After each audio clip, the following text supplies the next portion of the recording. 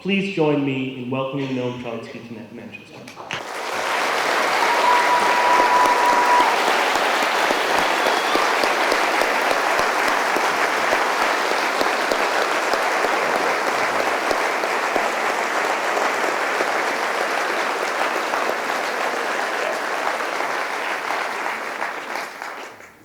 Tell me this isn't working. It is? Yeah, I'm not a great believer in conspiracy theories, but I'm getting the couple of days I've been in England, I've been developing some suspicions about the British Secret Service. I gave a talk in Oxford 2 days ago, some huge auditorium. The minute I started talking, all the power went out. It's one of the reasons I'm hoarse. I had to scream for an hour and a half. The minute I stopped talking, the power went on. And then when I heard this one go off, I figured this can't be a coincidence. So I expect this to go off any minute. We've just passed, as you know, the first anniversary of the President's declaration of victory in Iraq.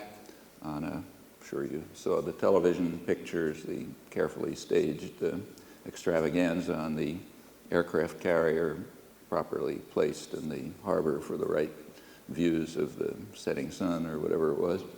I'm not going to speak about what's happening in Iraq on the ground. There's more than enough information about that coming.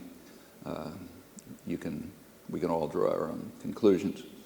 Instead, what I'd like to do is to comment on the new Imperial grand strategy that was supposed to be set in motion with the conquest of Iraq and where it stands today, actually much less successful than I had predicted, and what that implies about what's coming next.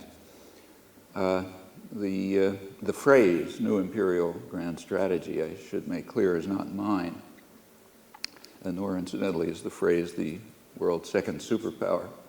The phrase, the world's second superpower, comes from a very unhappy New York Times article reporting the mid-February 2003 demonstrations around the world and saying, well, it seems there are now two superpowers in the United States and world public opinion. I'm not particularly happy about that, but it's an accurate description.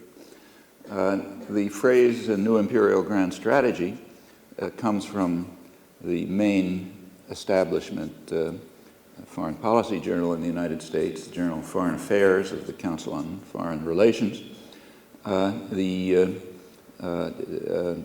It appeared in an article that was published immediately within weeks after the release of the Bush administration National Security Strategy. It was September 2002, which was accompanied by a virtual announcement of the plan to invade Iraq. The UN was informed right away that it could be relevant, it's the word that the government used, they could be relevant by agreeing to authorize what the United States was going to do anyway, with Britain loyally following behind, and what's called a partnership, I think. I must say, when I got to England a couple of days ago, I saw a speech by Tony Blair reported in which he said he was going to stand shoulder to shoulder with George Bush. And the unkind phrase that immediately came to mind was shoulder to knee with George Bush, but it's too impolite to say, so I withdraw it.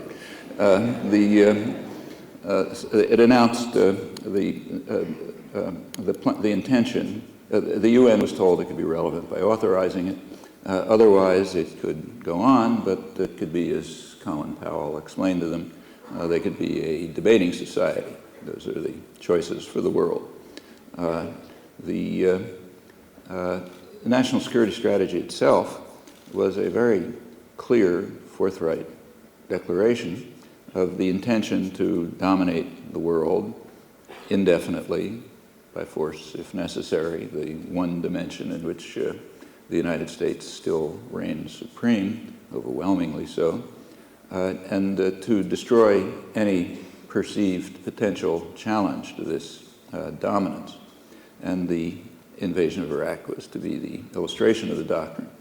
Well, the doctrine itself, quite apart from the plans to invade, led to unprecedented protest around the world, including, interestingly, the foreign policy elite within the United States, pretty much across the board. Again, unprecedented. So in the journal Foreign Affairs, the main establishment journal, the new Imperial grand strategy, as it was called, was immediately criticized within weeks as a threat, as dangerous, a threat to the United States and to the world. And the elite criticism was remarkably broad, but it was also quite narrow. It's not that the principle was wrong. There's very little criticism of the principle, but rather of the style of its presentation and the manner of its implementation. The basic thrust of the criticism was captured rather well by Madeleine Albright, Clinton's Secretary of State, also in the journal Foreign Affairs, in one of a series of articles about this. She pointed out that every president has a similar doctrine, but the president keeps it in his back pocket, kind of quiet about it, pulls it out to use when necessary, and that it's a serious error to sort of smash people in the face with it and to implement it in brazen defiance, even of allies, and to make it clear to them you have total contempt for them, let alone the rest of the world. That's foolish and dangerous. And that was the basic character of the criticism. Very broad, but also very thin. Albright herself, of course, knew that Clinton had a similar doctrine. She had been UN ambassador under Clinton, and in that capacity, she had informed the United Nations that the United States will act multilaterally when it can and unilaterally when it must. And when she went on to become Secretary of State, she was, of course, aware of the regular White House messages to Congress, where the meaning of that was spelled out. Clinton declared the right to use force to ensure access to markets and resources, even without the pretexts that Bush and Blair conjured up. Taken literally, the Clinton doctrine goes far beyond the national security strategy, use force to ensure access to markets and resources. But it was issued quietly. Messages to Congress. If Parliament is anything like Congress, nobody was listening or probably reading comic books or something. But it was quiet, it wasn't reported, and it wasn't issued in a way to be offensive. And the implementation was similar. It was implemented, but in ways that allowed allies and others to feel that somehow their worth was higher than zero. And as Albright correctly pointed out in the same article, this doctrine goes far back, has a long tradition. She didn't give the details, but in the United States, you can find the same doctrine in virtually the same words as the Bush strategy back as early as 1941, before the United States entered the war. The war was going on, but the U.S. wasn't in it yet. And the State Department and the Council on Foreign Relations were running extensive sessions on how to run the post-war world. It was clear at that time that the United States would emerge as the world dominant power. Britain would be what the Foreign Office here later called a junior partner to the United States, and nobody would come close to the U.S. in wealth or power, and therefore it would be their task to organize the world, and in the plans to do so, I won't bother quoting it, but the wording is approximately the same as the national security strategy. But again, that was quiet. That was public, but it was never reported. You can't find it in scholarship. It's only known by people who have to know it. And it wasn't, it wasn't done with brazen arrogance. And of course, there are plenty of other precedents outside the United States. Britain has a miserable, ugly, and vicious record, which I don't have to tell you about, and the continental powers are no different, the same elsewhere. Nevertheless, despite the rich precedents, the new imperial grand strategy was understood to be highly significant. Henry Kissinger wrote about it. He called it a revolutionary new doctrine. And as he observed, it tears to shreds, publicly and openly, the 17th century system of international order, the so-called Westphalian system. Of course, it also throws into the ash can the UN Charter and international law. I think Kissinger apparently considered that too insignificant to mention, but it does.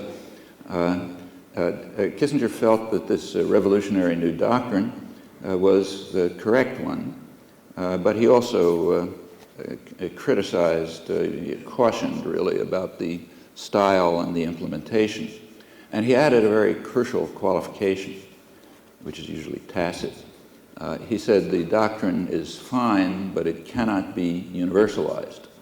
That is, it's the United States alone that has the right of aggression at will.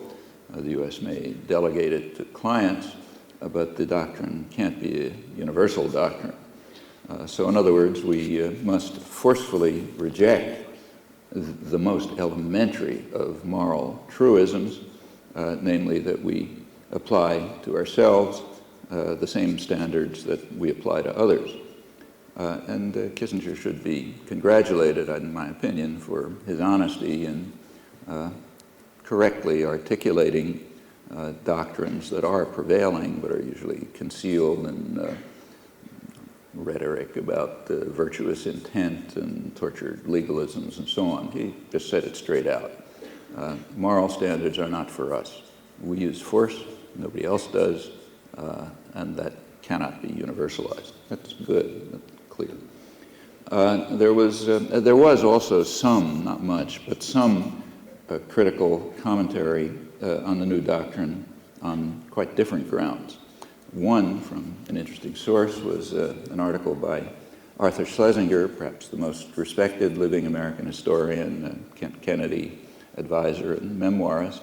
As the bombs began to fall on Baghdad a year ago, Schlesinger wrote an article in which he recalled the words of Franklin Delano Roosevelt when Japan bombed Pearl Harbor on what Roosevelt called a date which will live in infamy.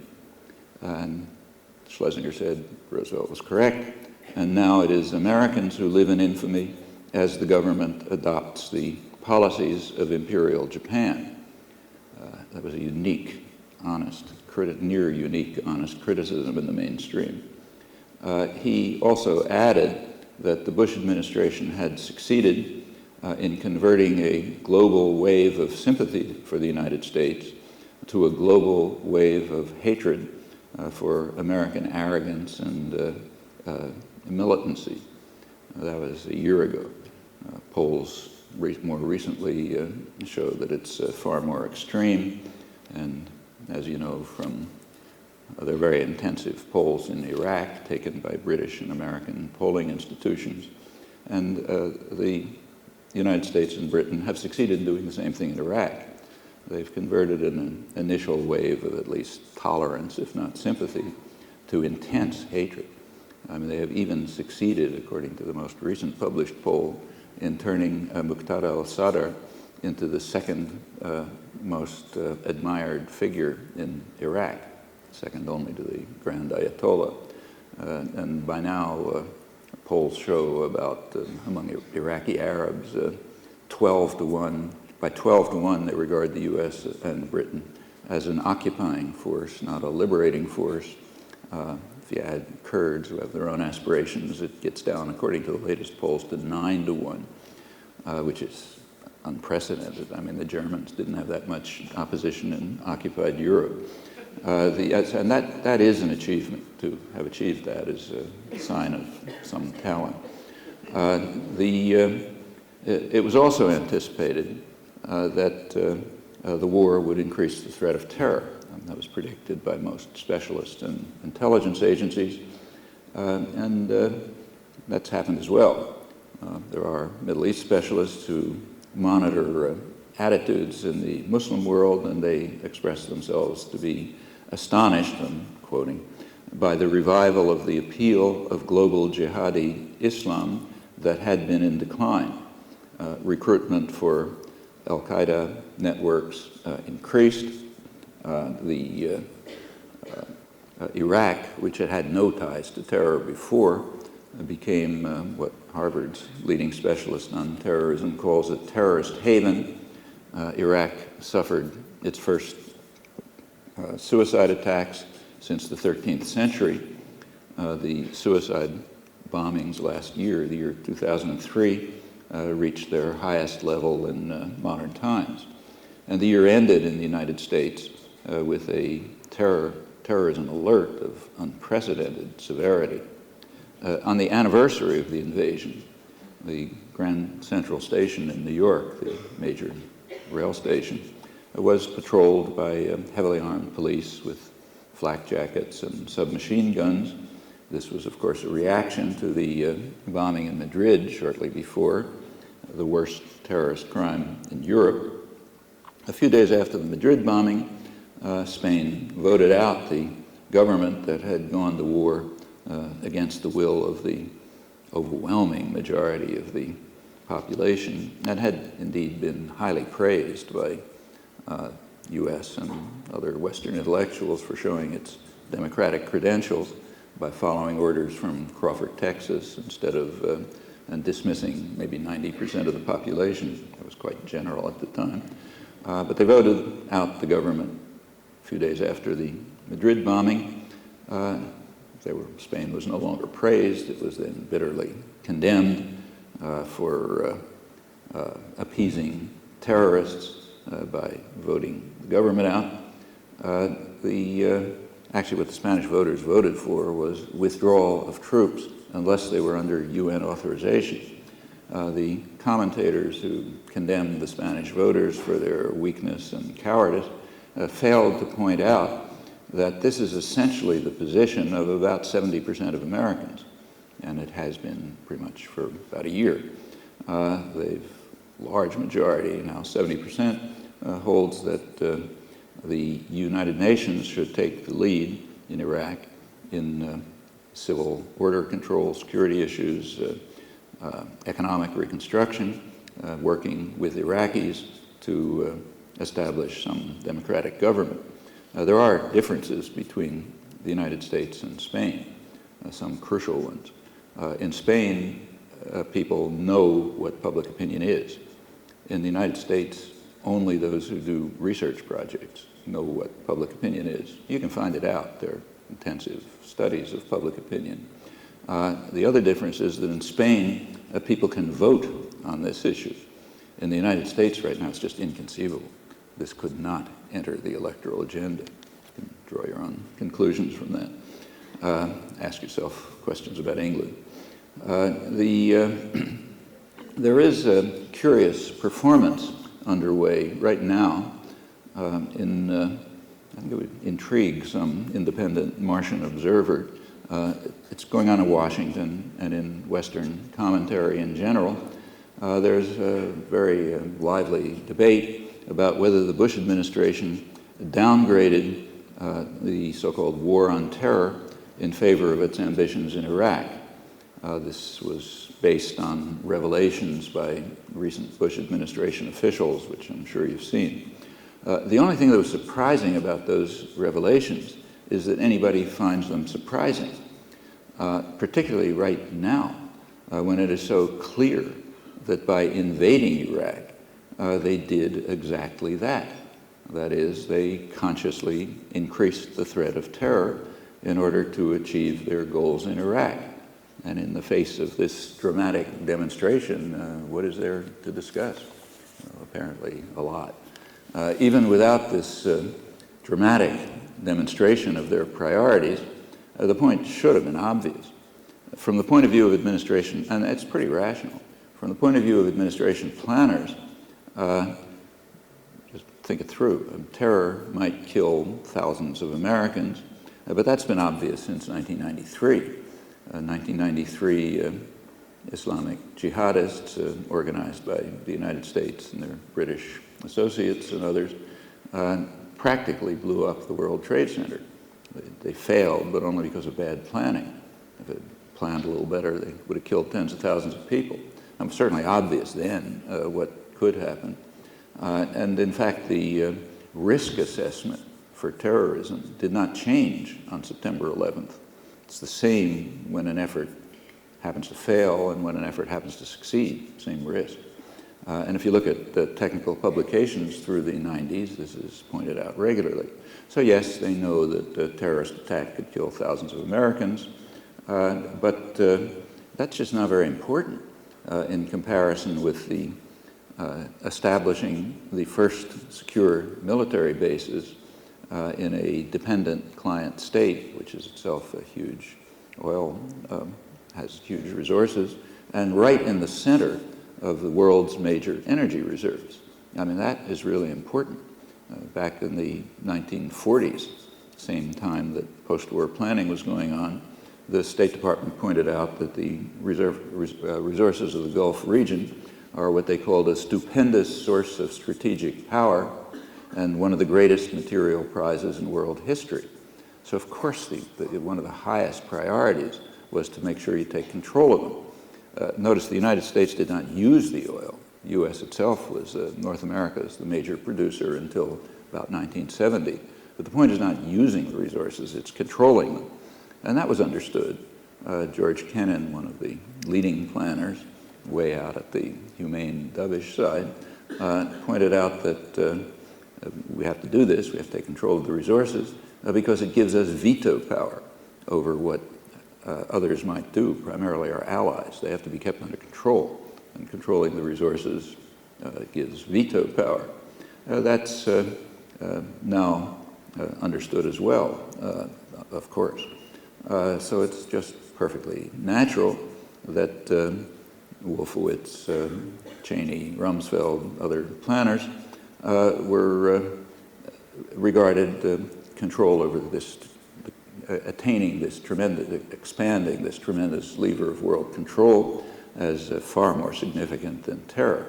And it's not, you shouldn't be in the least surprised that they and their British counterparts were pressing the intelligence communities to provide some shred of evidence, however thin, to justify the invasion. Weapons of mass destruction, ties to terror, anything would do. And there are plenty of other indications that those are the priorities, quite dramatic ones right now. So just take, say, last week. Last week, George Bush imposed sanctions on Syria. That was in accord with an act passed by Congress last December, the Syria Accountability Act, which is a virtual declaration of war against Syria. And this was the implementation of it. Well, what's the effect of that war, of the sanctions?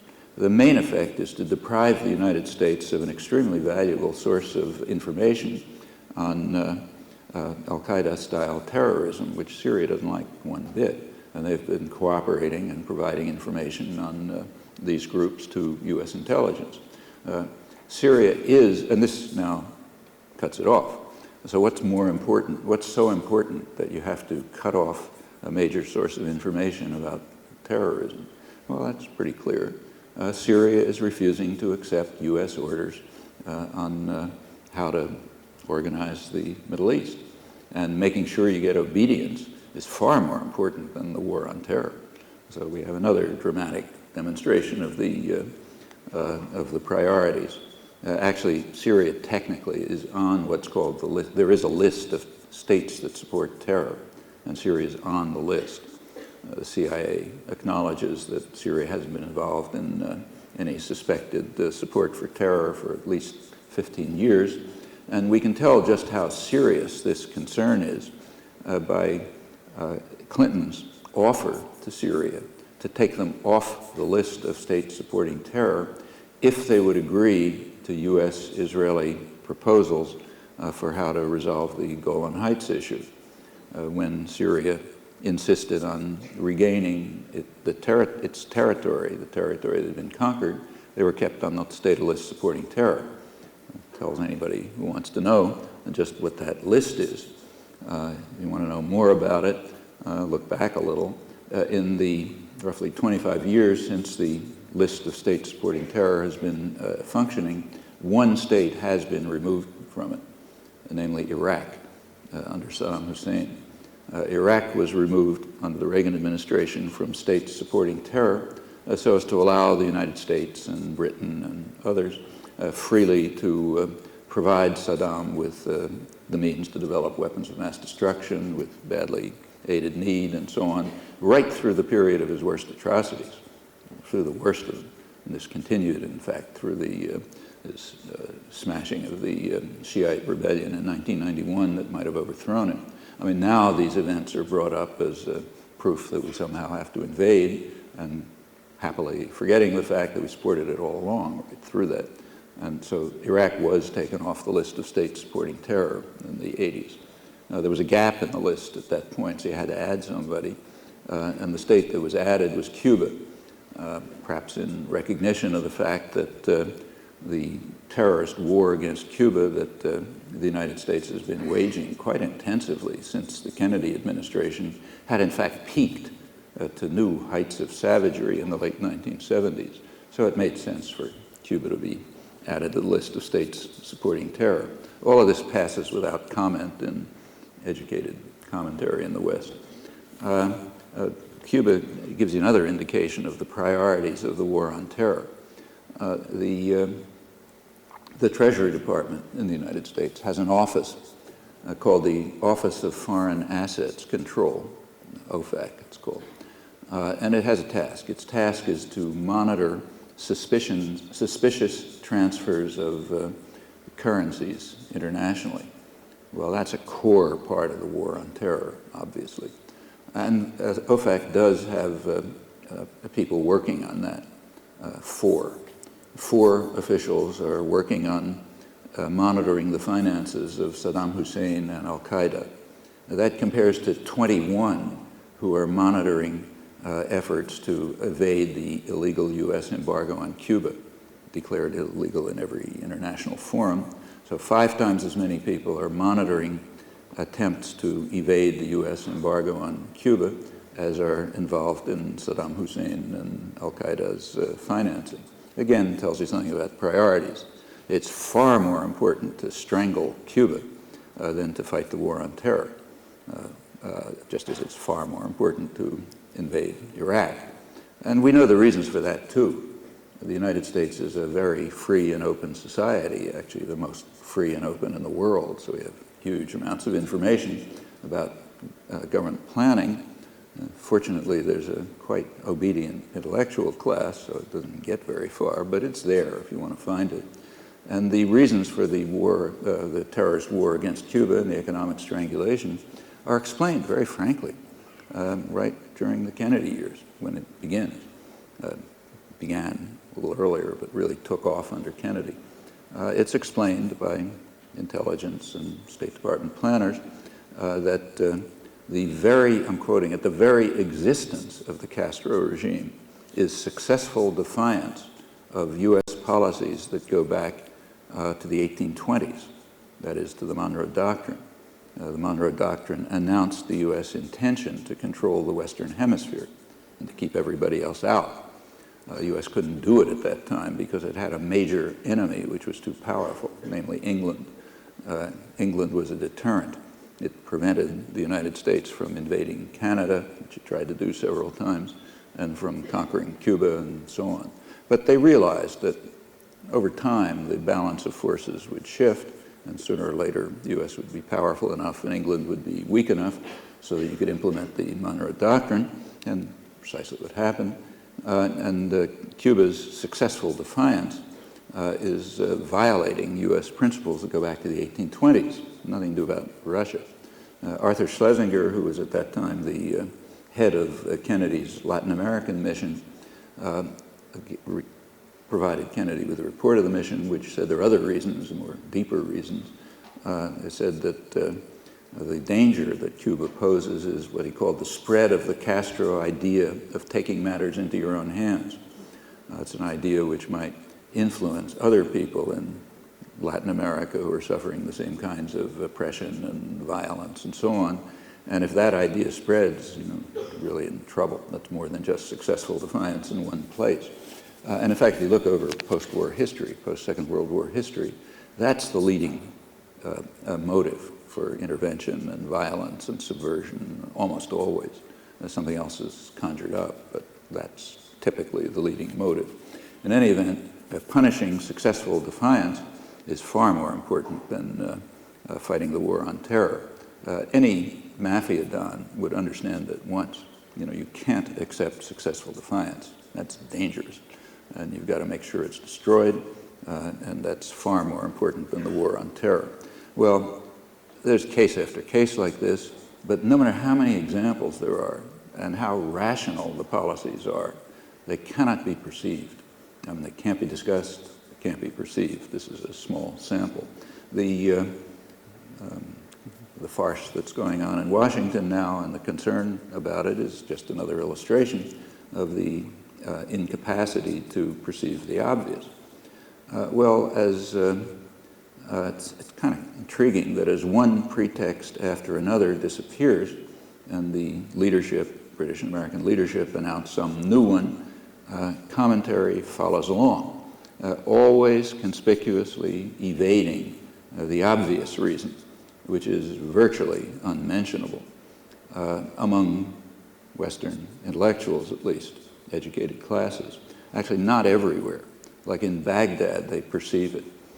One of the U.S. polls in Baghdad last October asked Baghdadis to formulate in their own words the reasons why the United States invaded. The overwhelming majority took it for granted that the reason for the invasion was to take control of Iraq's resources and to reorganize the Middle East in U.S. interests. I'll come back to more about that poll in a minute. But they can somehow see what we can't allow ourselves to see. And that's not so unusual either. The people at the wrong end of the club quite often have a much clearer perception of understanding of the world. It's true in human relations quite generally. There happens to be a very broad consensus among specialists as to how to reduce the threat of terror, if anybody's interested. I should mention here that I'm following a deplorable convention, so I apologize, but I'll keep to it. The convention is that the term terror is restricted to the subcategory of terror that they carry out against us. Excluded is the usually far greater terror that we carry out against them. That's not terror. That's self-defense or noble, generous impulses or some other term. So I'll keep to that, but with this reservation. So just keeping to that terror, there's a clear consensus on how to reduce it, and there's also very strong, clear consensus on how to incite further terrorist atrocities. And sooner or later, these are going to become truly horrendous. It's just a matter of time before terror and weapons of mass destruction are linked, and the consequences could be awful. But that's not considered important enough to act to reduce the threat of terror, though it's understood. It was understood long before September 11th, I should say. The Iraq invasion is quite typical. It did increase the threat of terror, as expected, and that's common. Violence quite commonly elicits greater violence in response. There are some very good detailed investigations of Al-Qaeda, the best ones by a British journalist, analyst, Jason Burke. I'll sort of follow his analysis, but it's standard.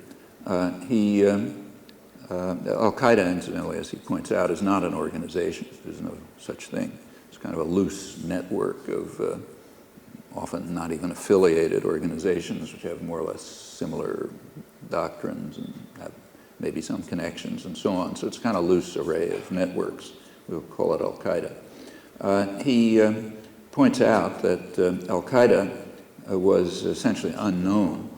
In fact, if you look at U.S. intelligence records, not even mentioned, And bin Laden was considered a very insignificant figure until 1998, when Clinton bombed Afghanistan and the Sudan. Now, that led immediately to a sharp increase in support, recruitment, financing for al-Qaeda-style networks. It turned bin Laden into a major figure, which he had not been before. And it also forged close relations between bin Laden and the Taliban. The relations before had been cool or hostile. Just on the side, we learn something more about ourselves, always the most important topic, by looking at the reaction in the West to those bombings. So take, say, the Sudan. In the Sudan, Clinton bombed what he and intelligence knew was the major source of pharmaceutical supplies in the Sudan and veterinary medicines. If terrorists blew up, say, half the pharmaceutical supplies in some country that matters, like, say, England or the United States or Israel, we'd know about it and care about it. And of course, the effects are much worse in a poor country like Sudan. The few credible estimates that exist are that this led to the death of tens of thousands of people. But this does not enter the annals of terrorism for the reasons I mentioned. It's not something they did to us. And there's very little interest. In fact, interest is non-existent, and no one bothers to investigate, apart from a few who reach that conclusion. Well, that's not at all unusual. In fact, it's quite typical. Again, those at the wrong end of the clubs, they tend to view these things rather differently. Well, going back to how to incite terror, after Clinton's bombing in 1998, the next major contribution to the growth of al-Qaeda and the prominence of bin Laden was the bombing of Afghanistan. This was without any credible pretext. That was conceded months later, quietly. That led to a sharp increase in recruitment and enthusiasm for what was by then being called the cosmic struggle between good and evil. That's the rhetoric which is shared by bin Laden and George Bush's speechwriters. I'm assuming that bin Laden writes his own orations. Reviewing many examples of this kind, Burke concludes that every use of force is, as he puts it, another small victory for bin Laden. And that kind of conclusion is quite widely shared. Among others, it's shared by Israeli heads of Israeli military intelligence and the general security services, adapted to their own context, but essentially the same point. There are new illustrations of this principle almost daily. So take the worst atrocity so far in single atrocity in Iraq, the Marine invasion of Fallujah, which killed hundreds, maybe more people. We don't know because we don't care. We don't investigate our own crimes, typically. The invasion of Fallujah was the response to the killing of 4 American security contractors in Fallujah.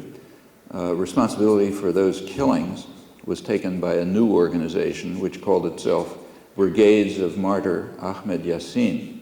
They were avenging the murder a few days earlier of the quadriplegic cleric, Sheikh Yassin, and about half a dozen bystanders as he left a mosque in Gaza. This is described in the West as an Israeli assassination. That's not accurate. He was killed by a U.S. helicopter flown by an Israeli pilot. Israel doesn't make helicopters. The helicopters are sent to Israel by the United States with the knowledge that that's the way they're going to be used. They're not used in self-defense. They're used for things like targeted assassinations and other atrocities. So it's a U.S.-Israeli assassination. Just in the several months before that, the 5 months before the killing of Sheikh Yassin, so-called targeted assassinations, mostly by helicopters and missiles, had killed about 50 suspects and approximately 80 or 90 bystanders.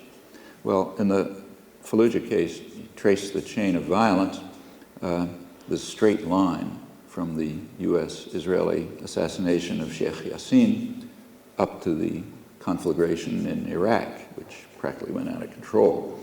And that was known right away, but virtually silenced in the media, in the United States at least. In the United States, there's a healthy skepticism about the media, so it's carefully studied, but not so in other countries. You can check here. There's also a broad consensus among the same specialists on how to reduce the threat of terror, and it's perfectly reasonable. Terrorists regard themselves as a vanguard. They're trying to mobilize a constituency, and therefore an effort to reduce terror will be two-pronged. We'll be concerned with the terrorists and with their constituency. With regard to the terrorists themselves, they're carrying out criminal acts, and criminal acts you respond to with police work. And it's been quite successful. In Europe, in South Asia, Southeast Asia, there's been very successful dismantling of many of the terrorist networks just through police work. It would be even more if financing was monitored instead of more important things like strangling Cuba, for example. That does succeed and has succeeded. Then comes the constituency, which is far more important. Here we have a choice. We can help the terrorist vanguard mobilize the constituency by violence, which of course they're happy to have as a contribution to proving that they're doing the right thing, or we can address the reasons why the constituency is there.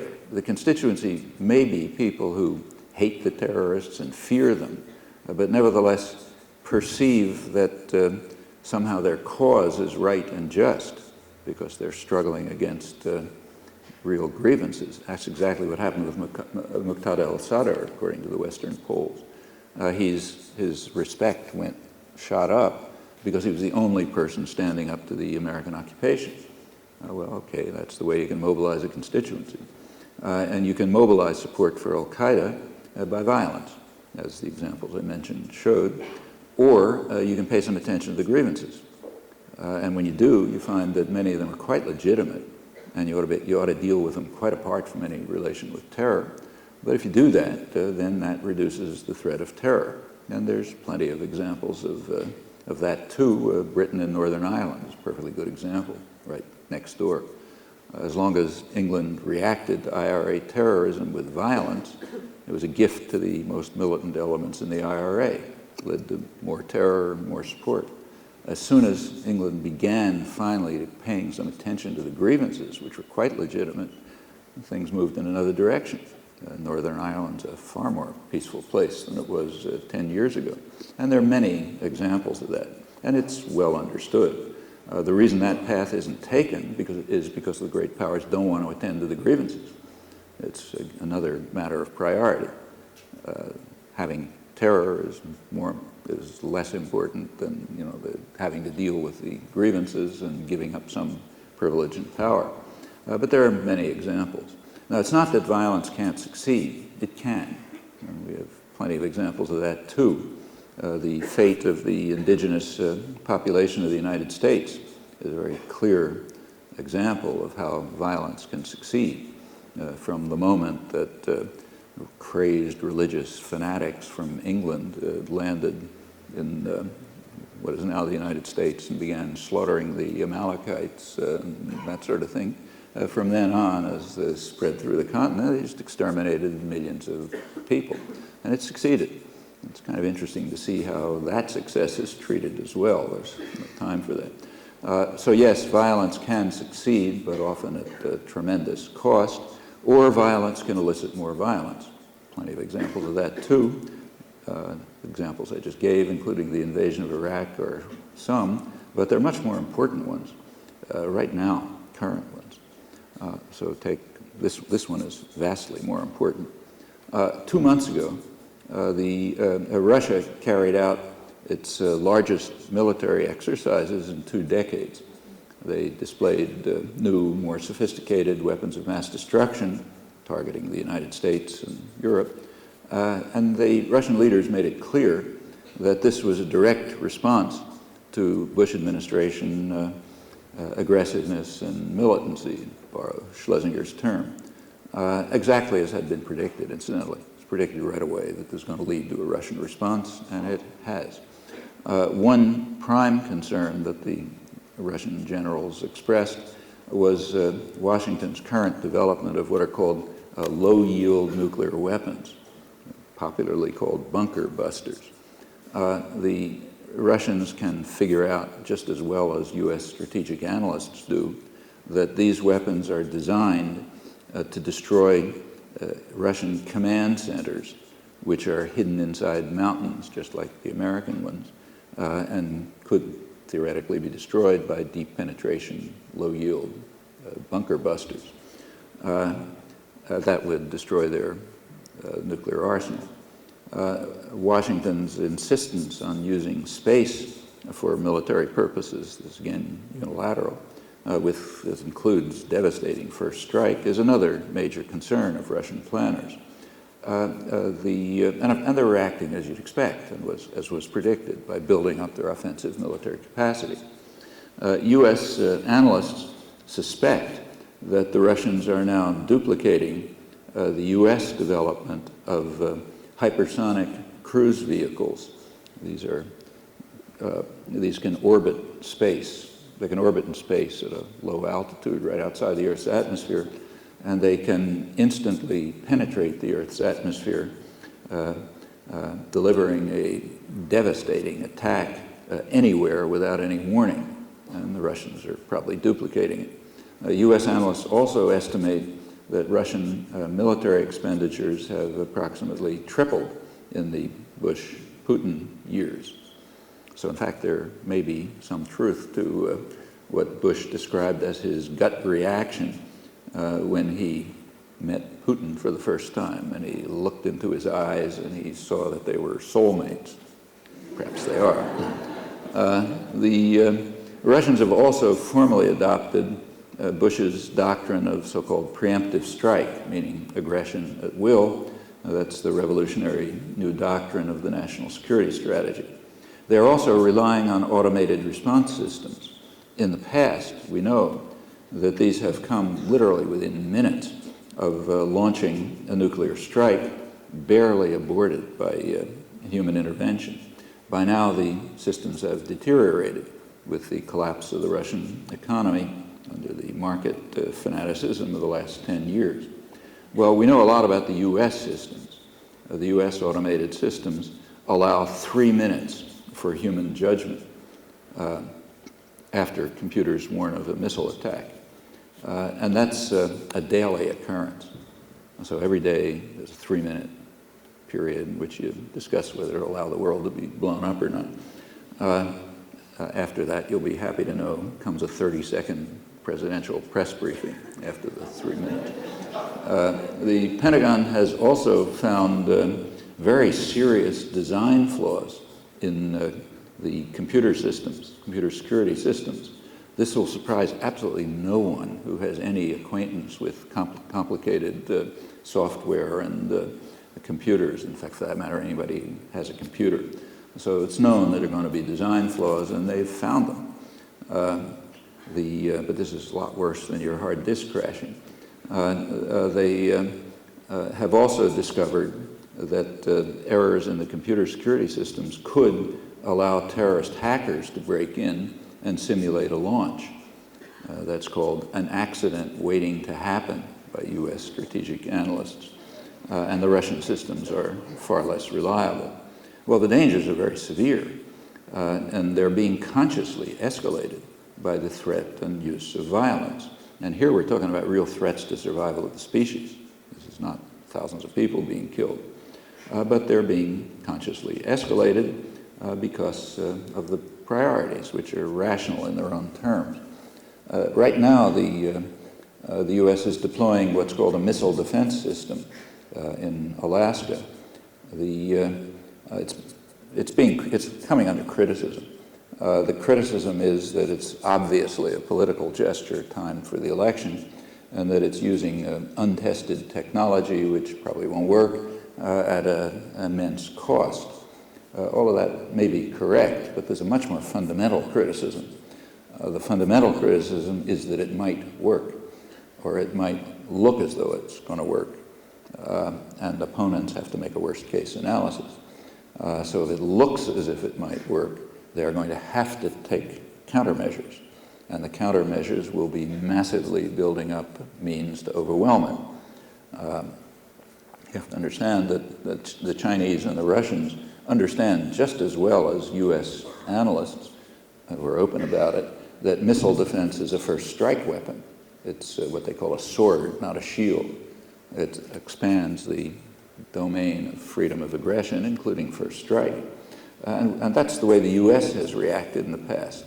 They recently declassified records about the U.S. reaction to Russia's deployment of a very small, limited ABM system around Moscow in 1968. And as you'd predict, the U.S. responded to that by targeting it with nuclear weapons, targeting the outlying radar sites with nuclear weapons. This is a much more serious system, and the reaction will be even more extreme, especially for the Chinese. China has a very limited deterrent, a couple dozen missiles, and this would, if it even looks like it's going to work, will eliminate the credibility of that, so they're going to have to massively expand it.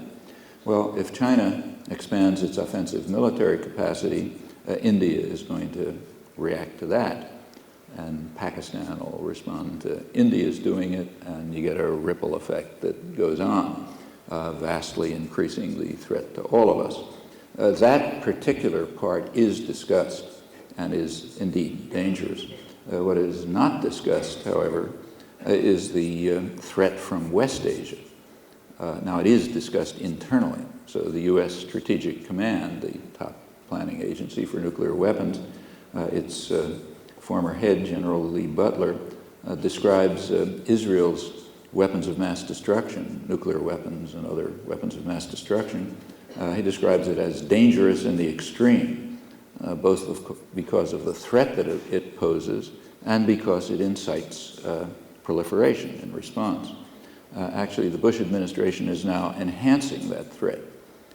Israel already has, its Air Force is larger and technologically more advanced than any NATO power other than the U.S., according to its own estimate.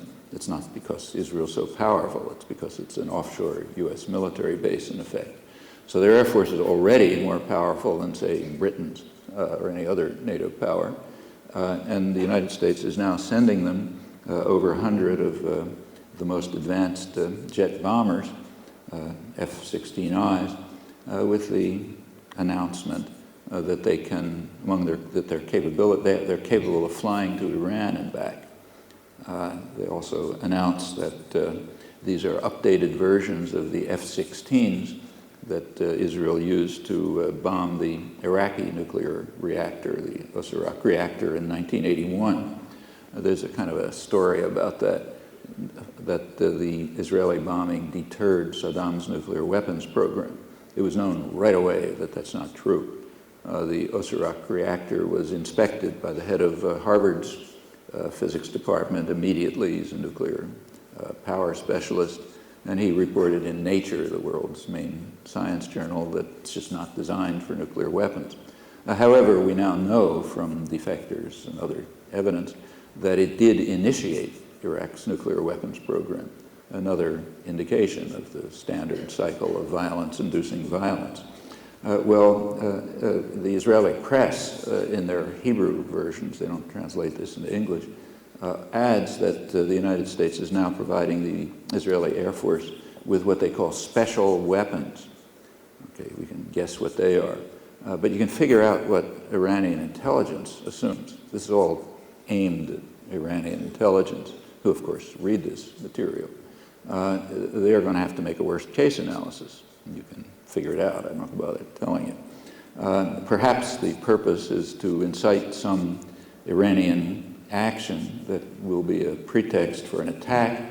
Perhaps it's just to rattle the leadership and to contribute to internal conflict or chaos, but whatever it is, it's obviously seriously increasing threats which at this level are become threats to survival. Well, the collapse of the pretexts for invading Iraq are quite familiar, but not enough attention has been paid, I think, to the most important consequence of the collapse of the pretexts of Blair and Bush and others. The original pretext was that the U.S. has the right to attack a country if it has links to terror and is developing weapons of mass destruction. Okay, can't say that anymore. And there's a new doctrine that has been proposed which expands the right of aggression. The links to terror have been dropped, and it is now no longer necessary for a country to have weapons of mass destruction or even programs for developing, but to have, I'm quoting the official story from Colin Powell and others, it's enough that the country have the intent and ability to develop weapons of mass destruction. Okay, who has the ability? Any country that has a high school chemistry and biology lab has the ability to develop weapons of mass destruction. Who has the intent? Well, whatever Tony Blair and Jack Straw and their American associates say. To translate that into simple language, it means anybody is subject to attack, instant, devastating, unwarned attack at any moment if they just disobey orders. That's the new doctrine, far more expansive than the old one. And new military programs are being developed to enhance the capacity to carry this out. Actually, an extremely important one was announced immediately after the National Security Strategy was released, in September 2002. Plans were announced right away with regard to militarization of space to shift from the Clinton doctrine.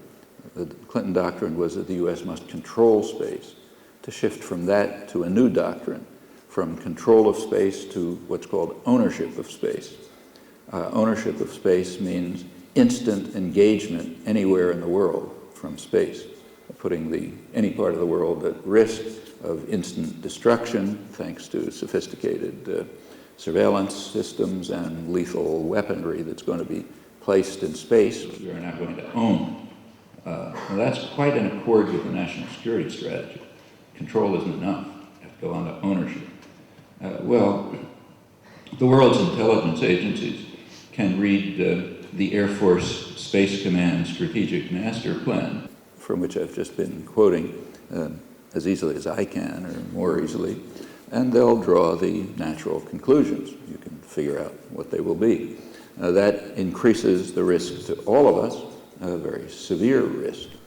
The collapse of the pretexts did lead to a new doctrine.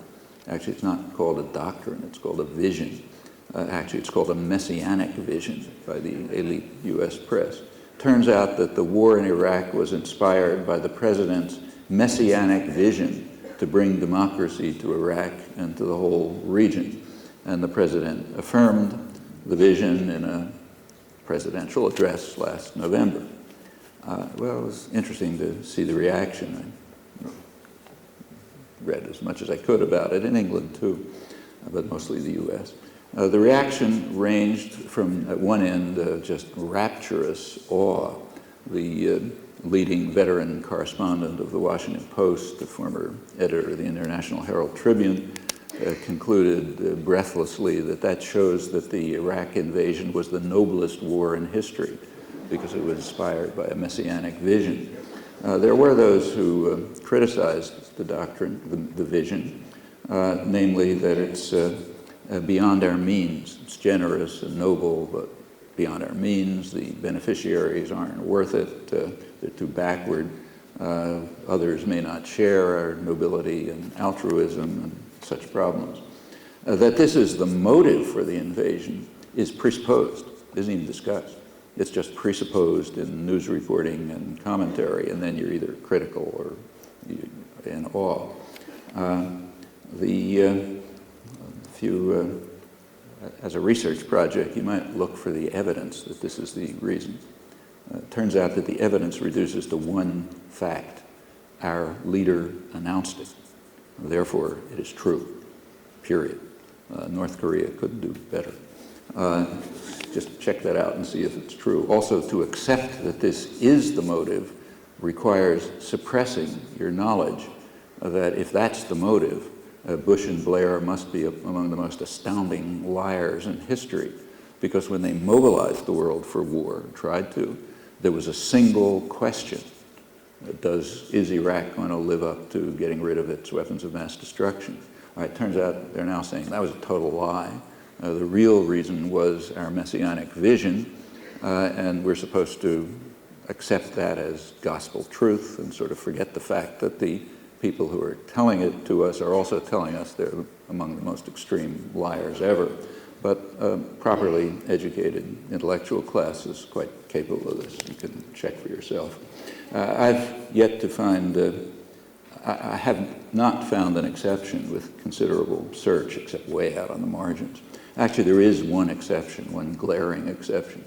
A few days after the president revealed his vision, the Washington Post published the results of a US-run poll in Baghdad, the one I mentioned before. People were asked why they thought the US invaded Iraq, and there were some who agreed with roughly 100% of articulate Western opinion, namely that the goal is to bring democracy to Iraq. In Baghdad, 1% agree with that. 5% thought that the goal was to help Iraqis. This is last October, not way before all of the latest revelations. And the rest said the obvious, what I already mentioned, the view that's the idea that's inexpressible in the West. Well, Iraqis don't have to know American history to understand what the noble vision means. We can look at that history and find it out, but they don't have to. They know their own history. That's enough. So, for example, they know that England created Iraq, modern Iraq, drew its borders, and created it so that England, not Turkey, would get control of the oil in the northern area, and also that Iraq would have to be independent because it would have no access to the sea. That's why the Principality of Kuwait was carved out. So that's the way it was created. They know that England also had noble visions, messianic visions. Iraq was independent, had a constitution, parliament, all sorts of nice things.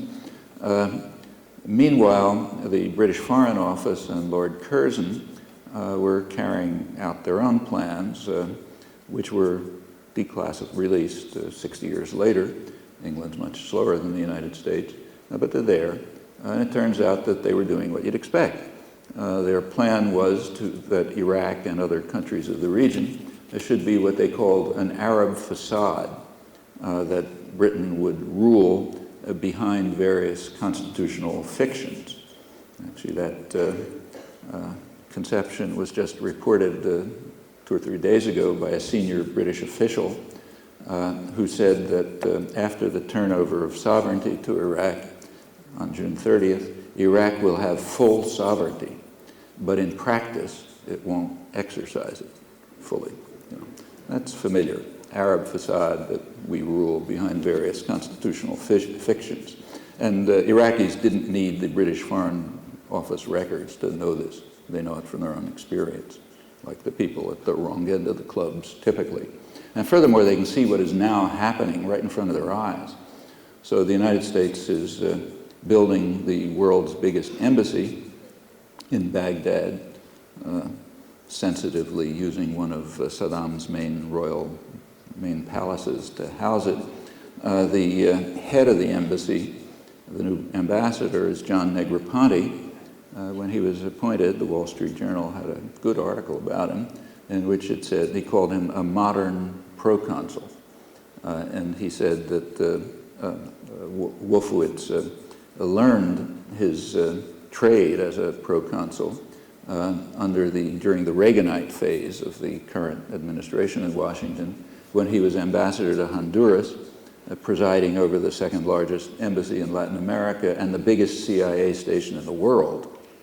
not because Honduras is such a center of world power, but because his responsibility as proconsul, which is what he was called in Honduras, his responsibility was to supervise the military bases from which the U.S. mercenary army was carrying out a destructive, murderous terrorist war against Nicaragua to stop another effort at successful defiance. Practically destroyed the country, but it's regarded as a grand success because now no more successful defiance. That was his job in Honduras. So he learned his trade as a proconsul. That led to the United States being brought to the World Court, condemned by the World Court for international terrorism, ordered to terminate the crime, after which the current incumbents in Washington, including the moderate Colin Powell, escalated the crime. They were ordered to pay reparations, huge reparations. You know what happened to that. When the U.S. refused, Nicaragua took it to the Security Council. There were 2 resolutions in which the Security Council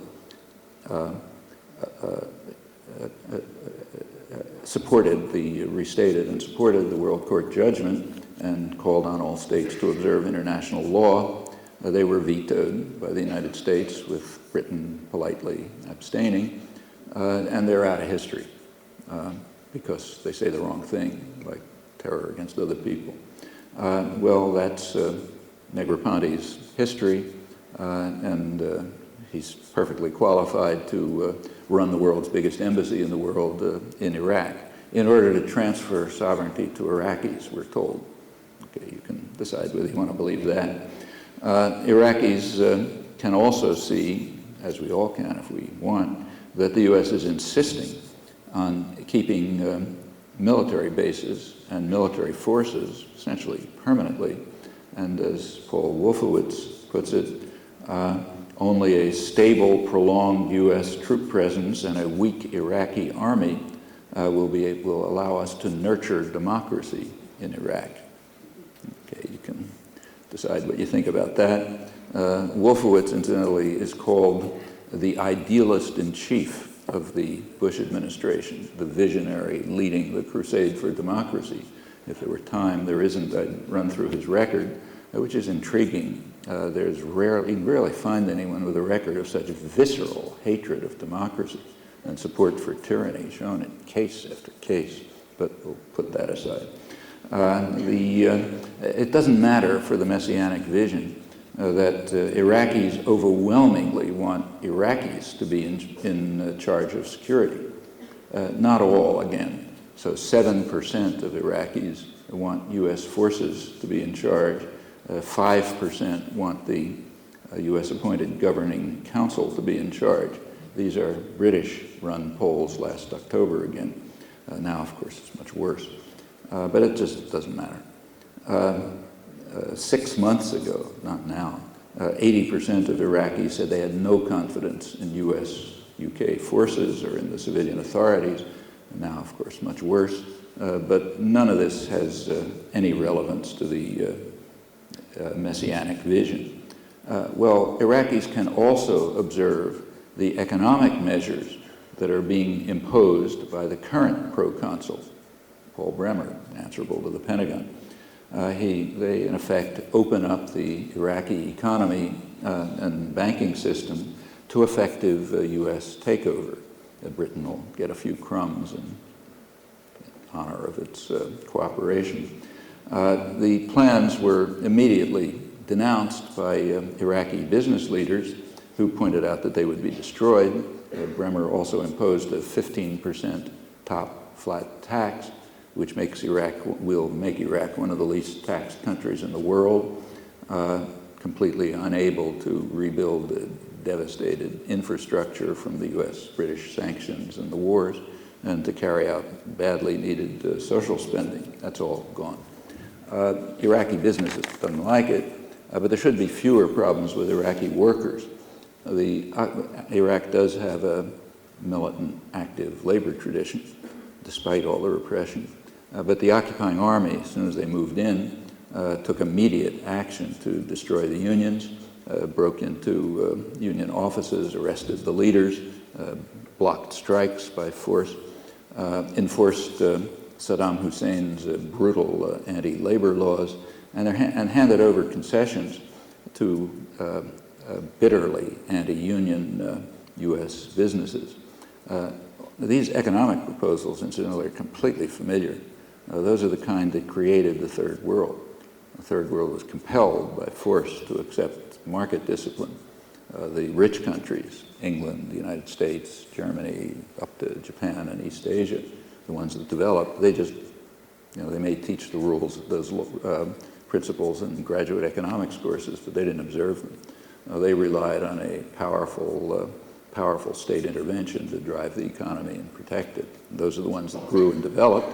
The ones that had the principles imposed on them by force are what we now call the Third World. So there's nothing unfamiliar about the proposals being made for Iraq.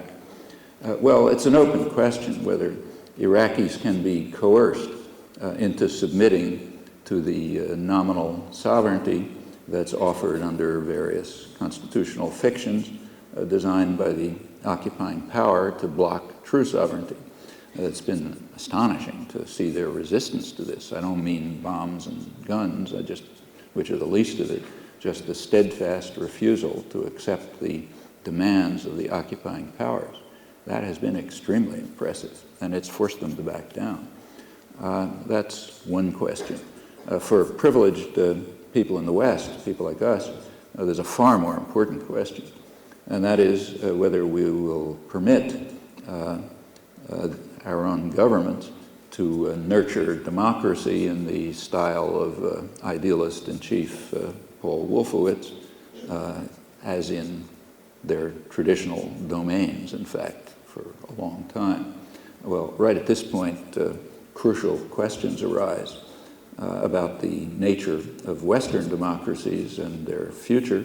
Now, these are extremely important topics. They're obviously the most important ones for us, and they're important for everyone because it's quite literally true that the survival of the species is at stake, and the answers to these questions. But those are for some other time. Thank you.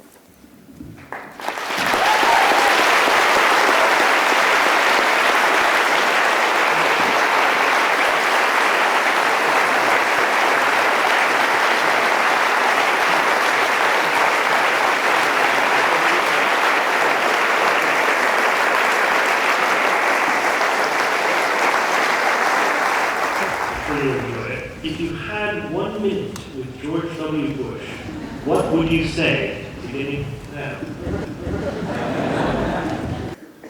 To tell you the honest truth, I doubt very much that George Bush has much to do with policy formation. I mean, the way the presidency is more or less like royalty in the United States. So the Queen of England opens Parliament with a speech, right? But nobody asks whether she believes it, or whether she understands it. Her role is it's a ceremonial role. You present, it's a role that's connected with unity of the people, patriotism, obedience, and so on and so forth. The content is something else. That's by people who run the country. The people who run the country are those in political office, but much more importantly, they're associates in the concentrations of private economic power. That's where the country's really run. And that shouldn't be a big secret either. America's leading social philosopher, John Dewey, who's right, very mainstream American, he pointed out once that as long as we have what he called industrial feudalism rather than industrial democracy, that means tyrannical, totalitarian institutions running the economy, command economies basically. As long as that's instead of industrial democracy, like workers' control and management, as long as we have that, then politics will be the shadow cast by business over society. And that's approximately accurate. Now, it's not that the state has no independent choices, it does, but an amalgam. Exactly the role that George Bush plays in this is very dubious, questionable. In some cases, like say Ronald Reagan, he probably didn't even know what the policies were. He was reading off his note cards or the teleprompter or something like that. And Bush may have some knowledge of them, but I think he's mostly a ceremonial figure, trained to act in certain ways and so on. So if I had a minute with him, I would say, have you talked to God lately or something like that?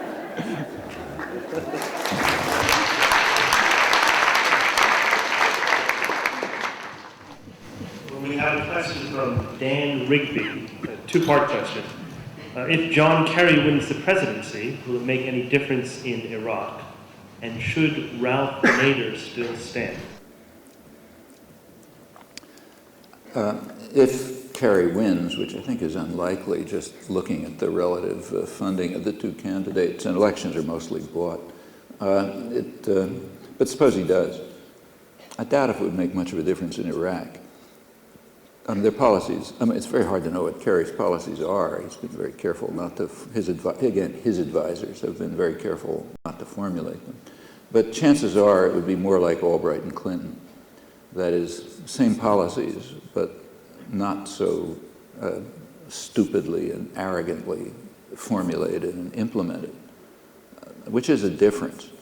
And in a huge system of power like the United States, those small differences can translate into large outcomes. The major difference between the two, I think, would be domestic.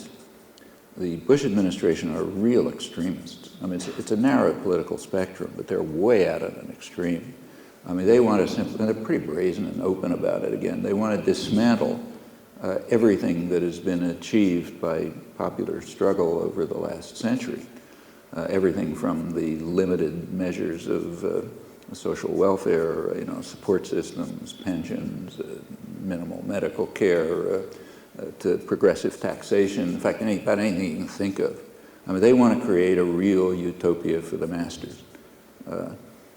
Very powerful state, they're not conservatives, a very powerful state which serves the rich and powerful and somehow controls everybody else, one or another means. There is a kind of a quasi-fascist strain there. I don't like to use the term, but it's there. Except that the fascists did develop welfare systems, and they want to destroy those. And the Kerry will be less extreme in this respect, just as Clinton was less extreme. And those make big differences too. Like, you have a disabled mother you have to take care of. It makes a difference how extreme the policies are. Those differences, I think, are significant. That gets to the Nader question. My feeling is that it should be a very high priority to keep Wolfowitz, Rumsfeld, those characters, prevent them from getting another mandate. If they do, they can be extremely dangerous in every respect. The difference between militarizing space under the conception of control and militarizing it under the conception of ownership may be the difference between survival of the species and non-survival. Neither is very attractive, but there are differences. And the same is true on the domestic front and to a limited extent elsewhere. So I do think it's a priority. Nader doesn't. I like him, known him for a long time. I like what he stands for and does, but I really think he's making a mistake. Actually, what he ought to do, in my opinion, and actually there are things he could do to be in the campaign and not affect the outcome. There's some technical things he could do. Actually, one of them was proposed by a well-known constitutional law professor at Yale University, Bruce Anderson, and it's an interesting suggestion. In the U.S. system, you don't elect people, you elect electors, okay? And the electors elect the people, the candidates. That was part of the original Madisonian system to try to marginalize the public and keep power in the hands of the wealthy. Now it doesn't have quite that function, but the system is still there, which means that Nader could, if he wanted to, run, but select the Democratic electors. That would mean you're voting for Nader, but the elector is Kerry's. Okay, so that's a way to run and use the opportunity to say whatever you want and bring issues up and so on and so forth, but not affect the election. I mean, that's one way to do it, and there are other ways. And my opinion is that's what he ought to do. It's fine to bring up issues and discuss things and so on and so forth, but to act so as to bring back into office the people around Bush, which is exactly what it is, that's just not sensible in my opinion. Yeah, Ron Senchak, former U.S. Navy from Newark, New Jersey, first became political in the Vietnam War, went in, saluted the flag and came out burning it. And I've been very active in Manchester in the Stop the War Coalition. We've got over 20,000 people on the streets and we're still going strong here.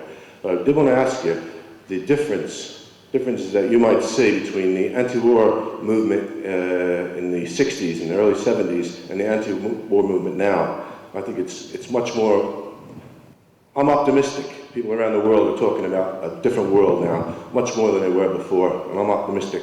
Absolutely. I completely agree with you. I mean, in the 1960s, we kind of forget, but the anti-war movement didn't exist for years after the war in Vietnam began. Literally didn't exist. I mean, there was so little opposition to Kennedy's attack on South Vietnam that nobody even remembers that it took place. I mean, you have to study to find out it took place, but it did. In 1962, Kennedy sent the U.S. Air Force to start bombing South Vietnam, initiated chemical warfare in South Vietnam, which has an estimated 600,000 victims, it's not small.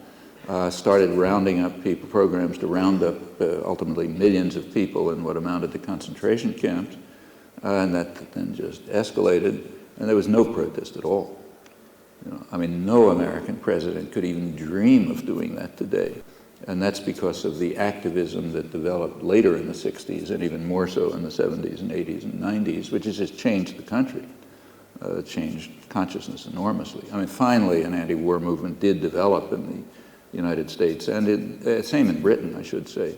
Anti-war activism here was extremely low in the 60s, virtually non-existent. I remember very well because I was flown over by leaders of the anti-war movement here through the 60s because they needed somebody to give a talk, you know. This went on for a long time.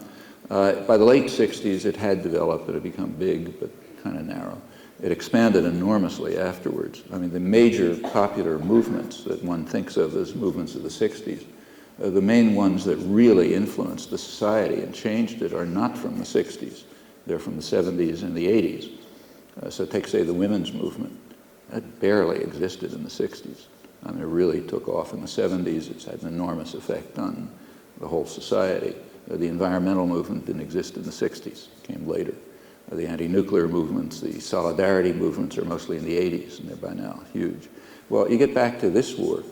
This war is unique in the history of Europe, hundreds of years. European imperialism, including the United States. It's the first time in European history or American history that there was massive protest against a war before it was launched. I can't think of any historical example of that, where there was any protest against a war before it was launched, let alone massive protest. Well, that's an indication of very big changes in popular understanding and consciousness. And you can be certain that people in power know it. Here are other things that aren't told you very often, but you can find them if you want. The Pentagon Papers were very interesting and unusual in that it was not declassified, it was stolen. So it's like getting the archives of a conquered country, you know, where they don't have a chance to purify them. So the Pentagon Papers are rather revealing. The Pentagon Papers run from the late 40s to 1968, the end of 1968. The last part of the Pentagon Papers is right after the Tet Offensive. The Tet Offensive in January 1968 convinced American business elites that the war isn't worth it. They've already won. They've already destroyed South Vietnam. There isn't going to be any successful defiance, any effect on others. So it's just a waste of money and time. And they essentially ordered the government, ordered Lyndon Johnson to call the war off. He was informed not to run for office, stop the bombing of North Vietnam, enter into negotiations, and he obediently followed the orders. But after the Tet Offensive, right afterwards, Johnson did want to send 200,000 more troops to South Vietnam. The Joint Chiefs of Staff objected, and the reasons they objected, which are described in the last pages of the Pentagon Papers, is that they said if they continued the war, they would need those troops in the United States for civil disorder control, because they would not be able to control constituencies that were out of control, and they mentioned them. Young people, women, minorities, others, they're just not going to control them. So they're going to need the troops right in the United States, and they refused to send them. Well, that's important. There was already a record. By that time, the military, top military, wanted the Army out. They were trying to get the Army out of Vietnam. Remember, then it was a civilian army. It was not a professional army. It's one of the reasons they shifted to a professional army, which is kind of like a mercenary army of the disadvantaged, is what it comes out to. The United States made a bad mistake in Vietnam. It's the first time an imperial power tried to fight a colonial war with a citizen's army. Now, that doesn't work. That's why the British used Gurkhas and Indians in Afghanistan and stuff like that. That's why the French have a foreign legion. I mean, every sensible imperial power uses mercenaries, usually local mercenaries from one part of the country, move into another, and that sort of thing. But the U.S. tried to carry out a straight, traditional imperial war of destruction with a citizen's army. And the civilians just they can't do that, you know. I mean, sometimes they go off to extreme barbarism, but they just can't deal with this kind of situation. You really need professional killers for that, like the French Foreign Legion. I mean, they can do it. And in fact, civilians are also too integrated with the home society. So what's going on in, say, the youth culture in the United States in the late 60s, it was affecting the soldiers. I mean, it was getting to the point where soldiers were killing their officers, they were going off on drugs, and this. The Army really thought the Army was going to disintegrate, and they wanted them out. Well, that's another change. In 1980, when any president comes into office, first thing he does is call for an intelligence analysis of the world situation, obviously. Usually we don't find out about it for 30 or 40 years until it gets declassified. But in 1989, when Bush #1 came in, somebody in the Pentagon leaked a piece of it, or in the CIA. A small piece of it was leaked and barely published. I mean, it's there, but if you find it, it was interesting. It had to do with military intervention. Specifically, it had to do with what they called wars against much weaker enemies. And of course, if you're semi-rational, that's the only kind of war you ever get involved in. So what it said is, in the case of conflicts with much weaker enemies, the United States must win rapidly and decisively, because otherwise political support will erode. Like, it's not the 1960s any longer, where you can go on for year after year smashing up a country and destroying it and nobody even bats an eyelash. Now, that's the problem they're facing in Iraq.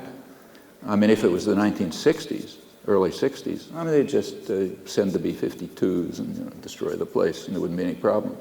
But they can't do that anymore. They don't have the options that Kennedy and Johnson had. You have to win rapidly and decisively, or else political support disappears. Well, that's a change. I mean, it's not utopia, you know, but it's a significant change. And I agree exactly with what you say. These trajectories are very optimistic. I mean, you've got to make sure they go on.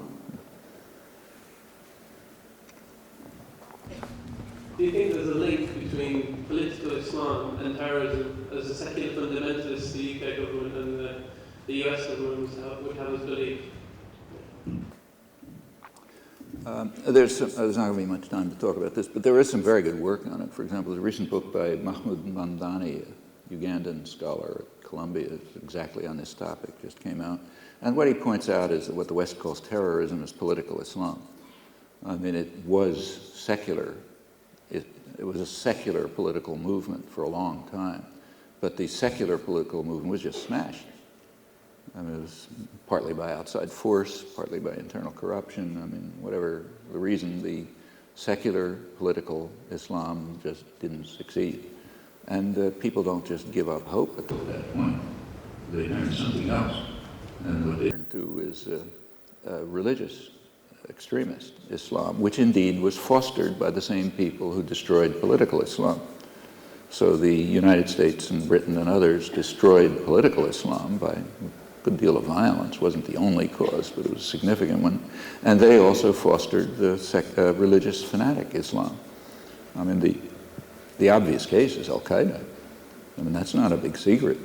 Who organized the Islamic jihadis in the 1980s? CIA, British intelligence, Pakistani intelligence. They scoured the world to find the most radical Islamic extremists they could find and brought them to Afghanistan and trained them and armed them and gave them Stinger missiles and the rest of it.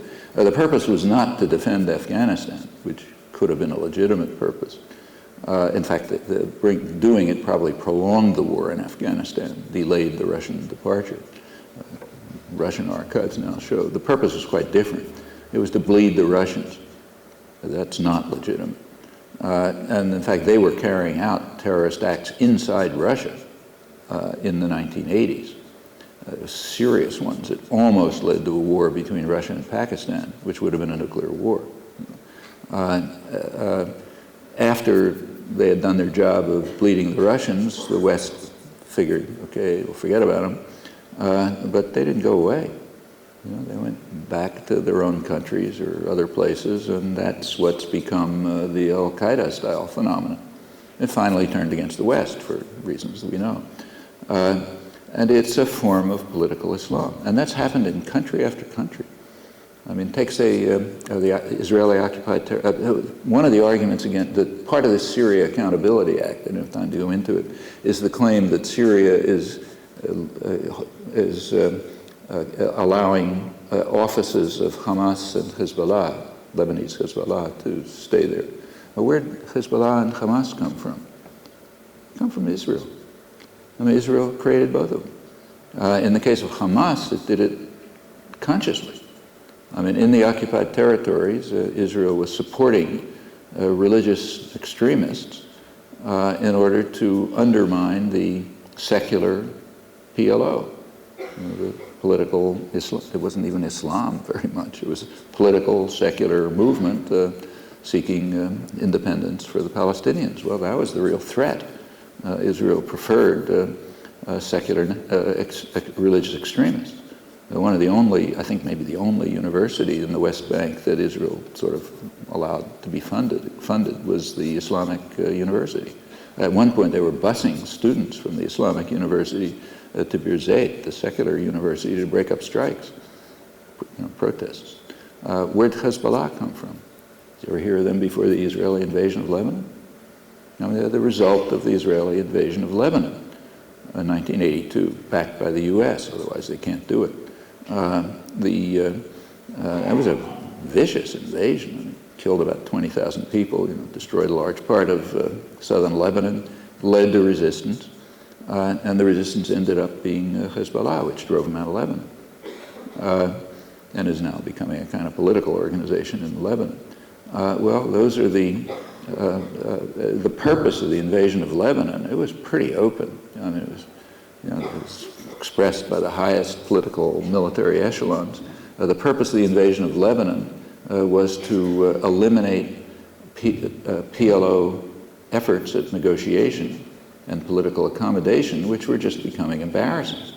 It was very hard to fend them off. So they wanted to drive them out of Lebanon so they can forget about it. In fact, it was called by the chief of staff and others, the Lebanon War was called a war for the West Bank. I mean, there's a kind of a pretense in the West that Israel was reacting to PLO, rocket Katyusha bombings of northern Israel and so on. That's complete lies. I mean, total lies. I mean, if you read the Western scholarly literature, what they say is that for a year before the Israeli invasion of Lebanon, the border was quiet. Okay, the statement, the border was quiet, is a racist euphemism for the fact that the border was anything but quiet, except that the attacks were coming from south to north. I mean, Israel was bombing Lebanon, it was sinking ships in harbors, it was murdering people and so on, in an effort, increasingly desperate effort, to elicit some Palestinian reaction that could be used as a pretext for invasion. When they didn't get a pretext, they invaded anyway. That's called the border is quiet, meaning our guys aren't getting killed. But the actual reason was to try to undermine a political, secular, not even, Islamic and Christian movement just calling for Palestinian independence. End result, Hezbollah. In the occupied territories, end result, Hamas. In Iraq, end result, Muqtada al-Sadr. In Algeria, it was the same kind of development. I mean, in Algeria, after the French left Algeria, they didn't go away. I mean, they penetrated the Algerian security services, the government, and so on. And probably they are responsible for a large part of the massive atrocities of the last 10 years. And one result of all of that is Islamic fundamentalist radicalism in Algeria. I mean, this happens all the time, not just in the Islamic world, elsewhere too. And people do not just say, okay, I quit when you destroy some political option. They find some other way. And often the other way is not very pretty. And often it's fostered by those who ultimately suffer from it. So yes, I think political Islam is the right word for it. Okay, we have one last question. This is a question from Tom Conte. The question is, do you live in hope or despair? What inspires you about Western political activism? Yeah. And what do you think it's lacking today? Well, first of all, it doesn't matter. I mean, whether you have hope or despair is kind of like a personal matter between you and your wife and children or something. Maybe not even that. It just doesn't matter. You do exactly the same thing, whether you're optimistic or pessimistic. Okay, so it really doesn't matter. It's a subjective question. But I think there's reason for hope for the reason that he pointed out before. There is a very definite trajectory which is positive. I mean, there's plenty of things that are horrible. We should talk about them. We're not trying to compliment ourselves on how wonderful we are. So you pay attention to what's wrong and try to fix it, and there's plenty. But the fact of the matter is that there's tremendous improvement in the general level of civilization in Western societies. Things that were simply taken for granted not many years ago are now intolerable, literally intolerable. It's not just in international affairs. I mean, take something like domestic abuse, okay? I mean, 30 or 40 years ago, it wasn't even, that's life. What's there to talk about? So it was not an issue. Now it's a very big issue. And there's protection and understanding and so on. It hasn't gone, hasn't disappeared, but it's a lot better than it was. And the same is true of everything else. Across the board, there's now awareness and understanding of things that were just taken for granted as the way life is.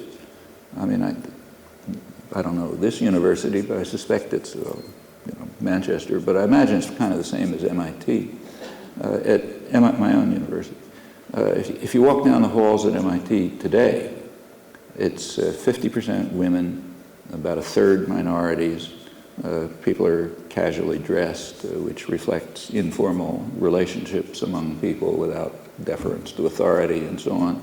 If you'd walk down the same halls 40 years ago, white males, well-dressed, obedient, maybe 2 or 3 women and a couple of thousand people and so on.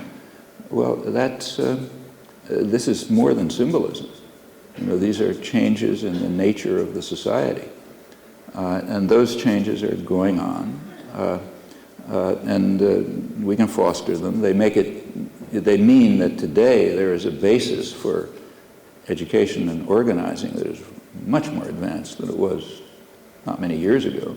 And still plenty of problems, but you could start from a higher plane. And there are plenty of opportunities. I mean, just to finish, Take something like, say, the World Social Forum. I mean, this is, again, completely unprecedented in history. I mean, there were attempts to develop what were called internationals, but they were very narrow, and they collapsed for reasons you know. This is the first organization which has the prospects, perhaps, of being a genuine international. As I'm sure you know, it's meeting in the South, like it meets in Brazil and India. The reason is because that's where the activism is. These things were initiated in the South, and very successfully. Big popular movements, lots of activism. Finally, the North sort of was drawn in on the periphery. And if you read about, when you read about it, you read, well, it began in Seattle. That's because if 500,000 people demonstrate in India, it didn't happen. But if something happens in a northern city, it happened, you know. So therefore, Seattle is talked about as the beginning. That's not, it's the end, you know. But it's important that the northern countries were drawn in. And now there is an international network of activists. It spawned 100,000 people show up of all kind, you know, every imaginable kind of activist you can think of.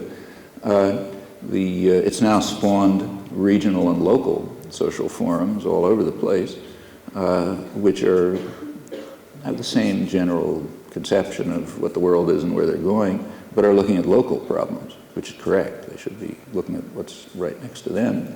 Those are all very healthy developments.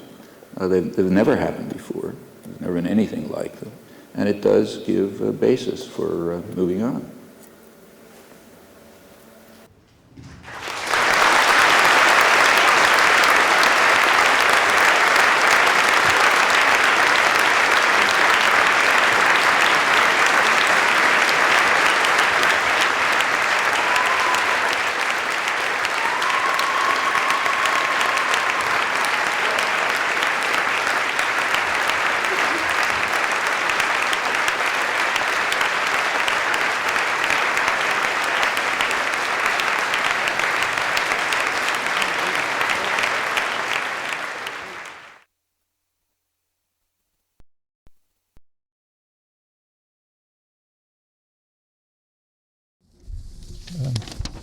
To say I'm impressed with this college. It's the first, I don't know how many colleges I've talked about over the years, but this is the first one I've ever heard of where it has enough money so that the police can actually tow people who are illegally parked. That's got to be impressive.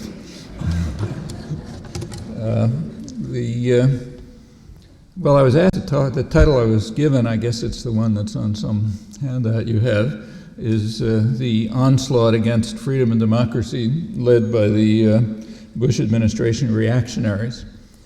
It's always nice to have a nice, neutral title that makes no presuppositions or assumptions. So that'll work. But and being obedient, that's what I'll talk about. Though it would have been interesting to, maybe there'll be time later to talk about the main concerns of the anti-corporate clearinghouse, which are, in my view at least, a much greater threat to democracy than the topic I'm going to talk about, which is bad enough. This topic, there can easily, for convenience, break it up into two aspects, the domestic and the international aspects of the assault on freedom and democracy, called the defense of freedom and democracy. The domestic side, the first thing that comes to mind is the recent legislation that's been enacted in the last couple of years and the new additions that are being planned, the main one being the Patriot Act, Patriot 1, which was rammed through very quickly without any scrutiny, exploiting the circumstances immediately after 9/11. And the next one, which isn't passed, though its text was leaked, you've probably seen it, often called Patriot 2, So far, Patriot 2 has been blocked by rather extensive protest. John Ashcroft, as I'm sure you know, had been a couple of weeks ago traveling around the country. Almost surely his intent was to build up support for the Patriot 2 Act, but to his surprise, he found he was greeted with so much protest and opposition about Patriot 1 that he had to spend all of his time trying to defend Patriot 1. And Patriot 2, as far as we know, is still on the back burner, but they'll try to sneak it through in some other fashion. As for Patriot 1, I won't try to review the content of it. I'm sure you know it. Instead of reviewing the content, I'll just quote a comment on it by one of the heroes of Bush, Rumsfeld, Cheney, Wolfowitz, and the rest. In his words, the power of the executive to cast a man in prison without formulating any charge known to the law, and particularly to deny him the judgment of his peers, is in the highest degree odious and the foundation of all totalitarian governments, whether Nazi or communist. That actually is a pretty exact description of the content of Patriot 1. The man who wrote the words, George Bush looks at every morning. He has a bust on his desk of this revered figure given to him by his friend Tony Blair.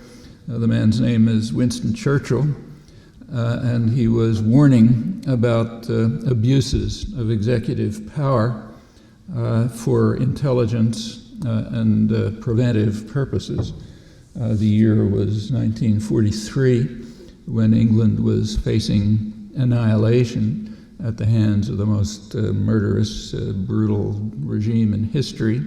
But nonetheless, Churchill warned severely against the odious practices that are the foundations of all totalitarian governments, whether Nazi or communist, and that are enacted in Patriot 1 under far less onerous conditions. So Churchill's words place the Bush administration in its proper historical context, as their great hero perceives it, I think quite accurately. The act has been implemented, but there's been so much resistance to it that the implementation so far is against vulnerable, weak people. That's bad enough. Could be a lot worse, but they haven't been able to make it worse. It's been upheld by the courts to a large extent, the lower courts at least, who have agreed with the administration claim that the executive shall have the right to cast a man in prison without formulating any charge known to the law, to deny him the judgment of his peers, in Churchill's words, and to do it indefinitely, without charge, without access to family and lawyers, including American citizens, and at the whim of the executive, last as long as the executive branch agrees, as long as we have an executive that is committed to the policies that are in the highest degree odious and the foundation of all totalitarian governments, whether Nazi or communist. That's serious enough, but we should also look at it in perspective. I mean, it's not, by far not, the most severe attack on civil liberties by the executive in U.S. history. So, for example, it doesn't begin to compare with what happened during Woodrow Wilson's Red Scare at the end of the First World War, when thousands of people were kicked out of the country, many arrested, labor movement completely smashed, independent thought almost terminated, many people jailed, among them the leading figure in the U.S. labor movement ever, Eugene Debs, also a presidential candidate, He was charged by Woodrow Wilson with having given a talk in which he questioned the nobility of Wilson's war. So he was tossed into jail, and in an exercise of what's called Wilsonian idealism, Wilson refused even to amnesty him a couple of years after the war when there was a general amnesty. Well, we're nowhere near that. I mean, that laid a pall over the next decade and start coming out of it till the middle of the Depression. It's also what's happening now nowhere near as severe as the COINTELPRO operations that were carried out more recently through the Kennedy, Johnson, and Nixon administrations. These were secret operations carried out by the National Political Police, the FBI, which primarily is concerned with crushing political dissent and has been since its origins when it was established during Wilson's Red Scare. And these operations were not at all trivial. In part, they were aimed at destroying a legal political party, small, therefore vulnerable, but just as legal as the Democrats or the Republicans, namely the Socialist Workers' Party. Offices were raided by the FBI, files stolen, names distributed in efforts to keep people from gaining employment, various other forms of harassment. It went on to target the women's movement, all the black movements, the entire New Left. Actions went as far as outright political assassination. The most extreme case was an FBI-organized, really Gestapo-style assassination of a black organizer, Fred Hampton. They also killed somebody else, Mark Clark, in a staged attack by the Chicago police under FBI direction. 4 a.m., murdered him in his bed, both of them. And it wasn't trivial by any means. This was exposed at exactly the same time that Watergate was exposed. And the comparison is quite interesting and tells you a lot about the operative values in the educated sectors, the intellectual classes and the society, and the press as well. So if you do a poll and ask how many people have heard of Watergate and how many have heard of COINTELPRO, you know what the answer will be. Watergate was simply a tea party as compared with COINTELPRO. It was triviality. Almost nothing happened. It was bad. It shouldn't have happened, but it should be a minor footnote in the history of repression. However, it was dealt with as if it's destroying the foundations of the Republic, whereas COINTELPRO, which was incomparably more serious, in fact, the actions against the Socialist Workers' Party alone were far more serious than the entire Watergate incident, and that was the least of it. It was stopped by the courts, theoretically, it may still be going on, but it was formally terminated by the courts, and it's of no interest to anyone. So what's the difference between COINTELPRO and Watergate? Well, in the case of Watergate, the people who were targeted, nothing ever happened to them, but the people who were targeted were powerful. In fact, the Democratic Party is roughly half the power in the country. And you don't call powerful people bad names. If you do that, you get thrown out of office, which is exactly what happened to Nixon, for nothing.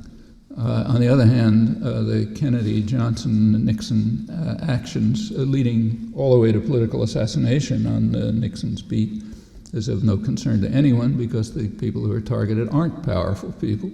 So therefore you can do anything you like to them.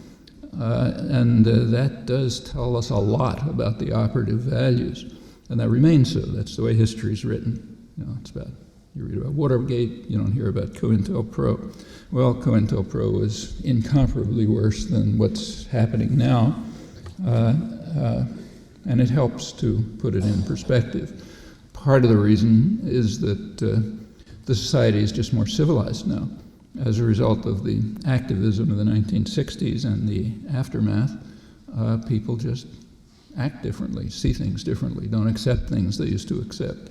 Which is good. That's true in all kinds of domains. Makes organizing a lot easier than it was then. and it makes repression a lot harder. That's to the good, and we should bear that in mind. Well, we should also bear in mind that whatever happens here, whether it's the Red Scare, or COINTELPRO, or Patriot 1, or Patriot 2, which I should mention that if Patriot 2 sneaks through, it's going to be a lot worse. Patriot 2 goes way beyond anything that's ever been proposed in any remotely democratic society. It, for example, grants the executive the right to remove citizenship without charge, just on the decision of the Attorney General, who doesn't even have to refer to actions.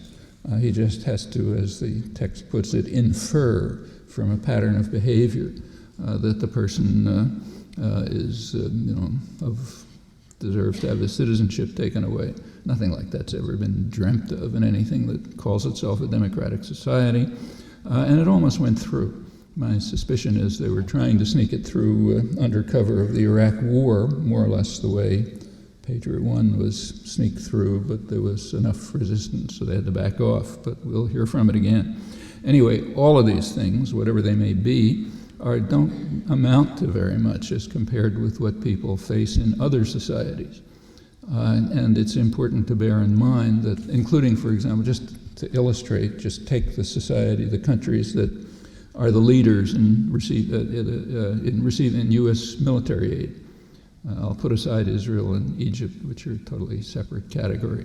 But outside of Israel and Egypt, right through the 90s, through the liberal period, the Clinton period, and today, the leading recipients of U.S. military aid were Turkey and Colombia. Turkey, because it was carrying out a murderous counterinsurgency campaign against its miserably repressed Kurdish population, with millions of people driven out of their homes, the countryside devastated, tens of thousands of people killed, every barbaric form of torture you can imagine. I've actually visited some of the indescribable slums in Istanbul where refugees are trying to survive in virtually demolished buildings or in the caves of walls in towns in southeastern Turkey. Actually, the latest terrorist activities in Turkey are traced to that region so far, which is possibly true. If you treat people like that long enough, all kind of awful things happen. As the terrorist atrocities, state terror increased, U.S. military aid increased until the point where Turkey became the world leader. In the year 1997 alone, Clinton sent as much military aid to Turkey as the entire Cold War period combined up to the onset of the counterinsurgency campaign. It's pretty brutal. And furthermore, the laws of the country are harsh and brutal as well. But intellectuals there are very different from those in the West, completely different. They not only constantly leading writers, journalists, publishers, artists, academics, not only constantly protest the laws, but are engaged in regular civil disobedience against them, and are facing and sometimes enduring quite severe punishment. The state security courts don't even have a resemblance to courts. I've been in them, in fact. But they do it, and they do it unpretentiously, simply, daily, always at it. That's the kind of thing that people face in the world. The second leading recipient of U.S. military aid, now the first leading one since 1999, is Colombia, by far the worst human rights record in the hemisphere, by far the leading recipient of U.S. military aid during the Clinton years, correlated. By now, it's reached the level of, well, they claim, about 20 political assassinations a day. Again, a huge number of people, well over 1 million, one of the biggest displaced populations in the world, driven off the land into urban slums. A lot of it's done by chemical warfare under the guise of drug eradication, which we have absolutely no right to do in the first place, even if that were the goal, and it's not. And people there are facing really severe dangers, like the danger of political assassination, constant danger, but they keep at it. Again, priests, academics, human rights activists, lawyers, journalists. They're there every day doing the same things. We should bear that in mind when we think about the threats that people are concerned about here. They're not trivial by any means, but by international standards, they don't amount to much. And that's particularly true in the countries where we're responsible for imposing those conditions, which everyone would know about if in fact, intellectuals here should be humiliated by the regular behavior of their counterparts in countries like, say, Turkey and Colombia, and they would be humiliated by it if they knew about it. But fortunately, we have a free press, so nobody knows about it. And that's not insignificant. Well, there are other facts that nobody knows about thanks to the free press and the educated community in general, of which the press is a pretty fair representation. So everybody knows George Bush's famous statement that right after 9/11, that we are going to treat any nation that harbors terrorists as a terrorist state, meaning we'll bomb and destroy them. Oddly, Bush was not sent to Guantanamo for making that statement because he was calling for the bombing of the United States, clearly and explicitly. There is not the slightest doubt that the United States harbors terrorists.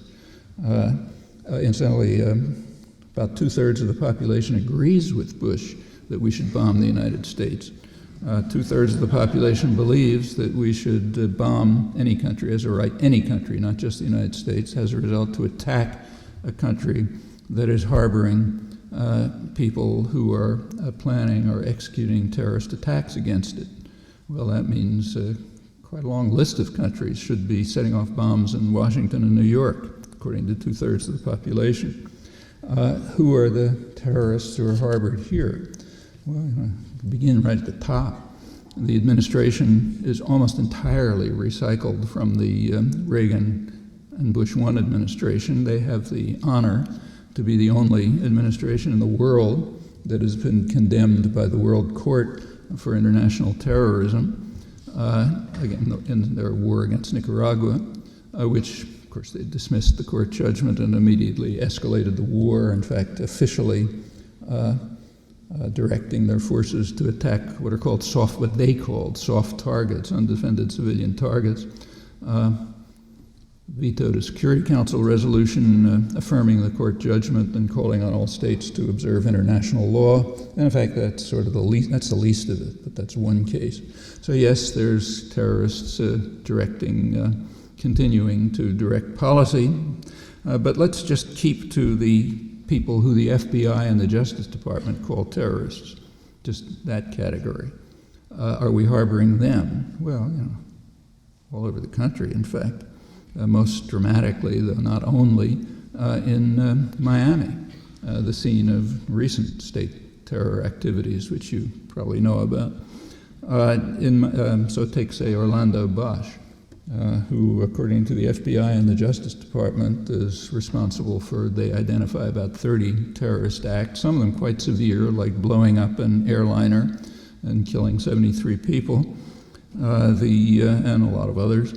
The INS was planning to deport him as a threat to the United States. The Justice Department supported that. They said that allowing him to stay in this country is a threat to the national security of the United States. But they were overruled by George Bush #1, who granted him a presidential pardon at the request of Jeb Bush, governor of Florida. So he's living happily in Miami. Which, of course, and continuing to be involved quite openly in planning of execution of terrorist actions, which have been going on it's now on to 45 years. In the early years, directly run from Washington, especially during the Kennedy administration, more recently run by terrorists who we harbor here, which surely gives Cuba, just as it gives Nicaragua, others, the right to bomb the United States, according to George Bush and 2/3 of the population. The terrorist war against Cuba is not at all trivial. It's quite apart from what it's done to Cubans. It almost led to a nuclear war, came very close. It was a major factor behind the missile crisis. Kennedy renewed the terrorist attacks right after the missile crisis and practically up to the day of his assassination. All of this is pretty serious, and it's continuing. And the aftermath is interesting up till today. I mean, humiliating for us, but interesting. We should know about it. So a couple of years ago, the Cubans decided to try to infiltrate the terrorist organizations in Florida to figure out what they're up to, what their plans are. They do carry out regular, constant attacks. And they did. They got a lot of information. The FBI was invited by the Cuban government to go to Havana. They did. They sent some of their top agents to Havana. I think the second highest person in the FBI went to Havana, where they were provided with detailed information, about 1,000 pages, hours of videotapes and so on planning of terrorist actions in Florida, mainly Miami. And they thanked the Cubans for having given them this information about terrorist acts being organized and implemented from U.S. territory, and they acted on it. A couple of weeks later, they did send people to courts and finally prison, namely the ones who had infiltrated the terrorist organizations. They were brought to trial. The government insisted on trying them in Miami because in Miami it's a certainty that you can't have a fair trial. You look at the jury, it was all mad anti-Cuban terrorists. The prosecution case was so awful that the judge instructed the jury to disregard it, but they sentenced them anyway, 2 sentenced to life imprisonment, 3 others to long prison sentences. A lot of the time in solitary confinement. The U.S. government won't allow visas for their families to visit them. So for the crime of exposing terrorist actions on U.S. soil, they are now in jail.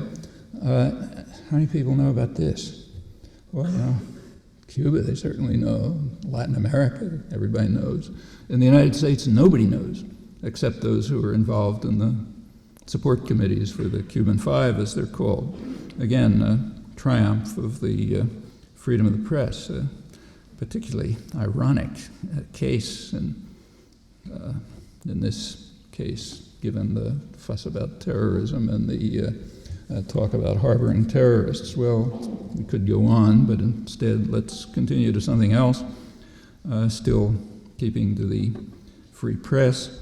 The most serious violations that Churchill condemned are not carried out on home soil, but rather in Guantanamo. That is really a major atrocity and scandal. It's been bitterly condemned all over the world. It was condemned very harshly by the Justice Department's own Inspector General, but of course that was dismissed. Human rights organizations have report after report about it. I won't go on because you can easily find it out if you don't know already, as you should. That's extremely serious.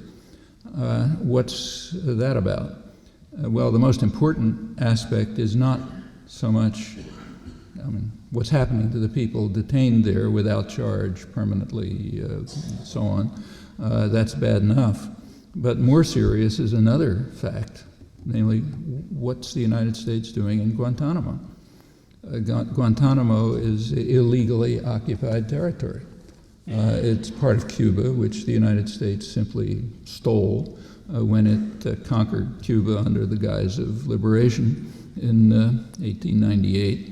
Technically, Cuba agreed to give the United States a permanent lease to Guantanamo, which is about as valid as the Vichy government giving the rights to the Nazis to a permanent military bases in France when they were under military occupation. but it's considered quite legitimate here. The holding on to Guantanamo means that the U.S. keeps the best port in Cuba and prevents any development in the eastern part of the island.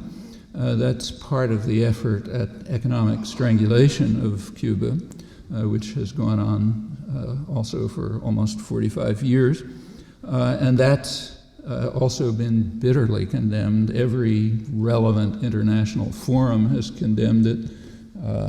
The only reason the World Trade Organization didn't condemn it is because the U.S. refused to allow a European Union case to be heard. It just walked out, said we're not going to listen to it. So that was the end of that one. Everywhere else it's been condemned. Even the Organization of American States, which is very careful. They don't want to offend the mafia don who runs the hemisphere. It's too dangerous. But in this case, they went as far just a few months ago as refusing to allow the United States to serve on the Human Rights Commission of the OAS. Symbolic, of course, but significant as an indication of the anger about both this and other things like the Cuban Five and more. And that's all over the world the same, except here where nobody knows about it. So virtually nobody here knows, again, you can try a poll, that just 2 weeks ago, I guess, the General Assembly of the United Nations once again condemned the illegal economic warfare, this time by a vote of 179 to 3. The 3 were the United States, Israel, which votes reflexively with the United States, and a Pacific island. There was an abstention.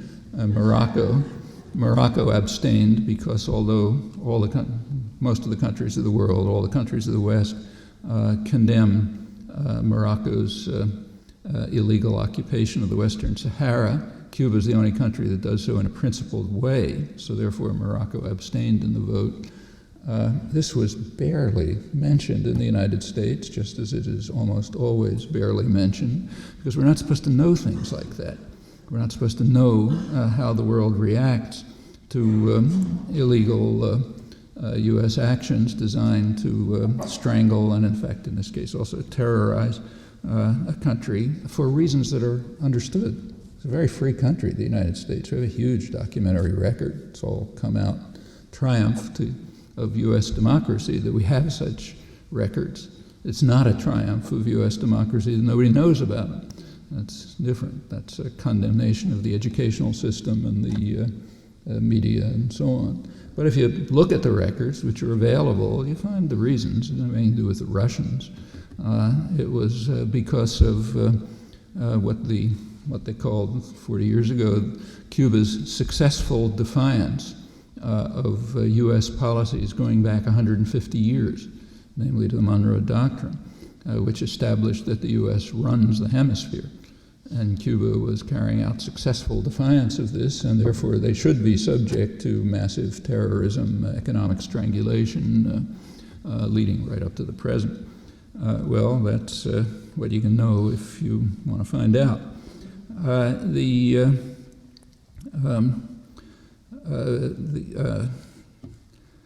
As I say, these things are perfectly well known in Latin America, as are many other things. So, for example, in Latin America, rarely here, there were plenty of commemorations last couple of weeks ago of what's called in Latin America the other 9/11, namely the 30 years ago, the bombing of the presidential palace in Chile, which led immediately to the death of, by very conservative estimates, about 3,000 people, probably many more than that. 3,000 in Chile would be the equivalent of about 60,000 in the United States, and we might consider it significant if 60,000 people were killed in the United States in a day of terror, but here it's not significant, primarily because the U.S. was instrumental in carrying out the terror, so therefore it didn't happen. That's let alone what happened later. However, for the rest of the world, it happened, and in particular in Latin America, it happened, and they know about it. Well, that's an opening to the second aspect, freedom and democracy abroad. The current administration is called often neo-Reaganite. It's a good term because they are mostly recycled from the Reagan administration or the Bush 1 administration. The term neo-Reaganite in the media, professional literature, and so on, that refers to what the New York Times called Reagan's yearning for democracy, which is now fortunately revived. So once again, we have a yearning for democracy. It was revived most recently in a speech by George Bush a couple of weeks ago, in which he announced that the United States is dedicated to democracy in Iraq, in the Middle East, all over the world, organizing a new crusade for democracy, real turning point in American policy. Well, that speech was greeted in the U.S. by commentators and to some extent in England with reverential awe, particular awe for the leading visionary who's running the crusade, Paul Wolfowitz. There's an interesting column. There are many, but one that I recommend to you if you haven't seen it is in the Washington Post on November 2nd by their leading political commentator, long-time political analyst, David Ignatius. While you're reading it, you have to keep pinching yourself to remind yourself that you're not in North Korea, but have a look. It's worth looking at, tells you something about the country. A great awe for this magnificent declaration and for what it proves, namely that the invasion of Iraq was the noblest war in history, undertaken for purely altruistic motives, just to bring democracy to suffering people. The awe was particularly directed at Paul Wolfowitz, described as a grand visionary, whose heart bleeds for the suffering, I'm quoting it, his heart bleeds for the suffering of Arabs. It's why he does such wonderful things. So it continues. There actually was, a couple of days later, by accident, the Washington Post published a poll just taken in Iraq in which people were asked, among other things, why they thought the United States, they didn't use the word invade, whatever they said, but why the United States invaded Iraq. And there were people who agreed with the Washington Post and David Ignatius that the U.S. entered to bring democracy, 1%. So it wasn't zero. Interesting fact, one of many. But we might ask why. How come? Or we might ask how other people reacted in the Middle East. Well, they reacted with complete ridicule. In fact, all over the world, outside the United States and to a little limited extent England, the reaction to Bush's speech was simply ridicule. How can that be? If we greet it with awe and reverence, probably the reason is that other people don't understand that the magnificence of the United States is true by definition, so facts just don't matter. And they may have looked at the facts. For example, some of them may actually have read Bush's speech, where he listed countries of the Middle East and ranked them in terms of their progress toward democracy. Well, as was very quickly pointed out, the ranking had absolutely nothing to do with their progress toward democracy. In fact, it was often the opposite. But it had everything to do with whether they were following orders. The more they were following orders, the more they were advancing toward democracy, even if they were increasing torture and so on and so forth. People notice that if they're not properly educated like we are. We don't notice it. Also, it really takes a very good education to miss the fact that there is exactly one elected leader in the Middle East. A leader elected in a reasonably fair election, but internationally supervised. Everybody said it's a fair election. His name happens to be Yasser Arafat. He's the one elected leader in the Middle East. Well, how does that get treated by the Bush administration and Paul Wolfowitz and their visionary efforts to bring democracy? Simple, kick him out.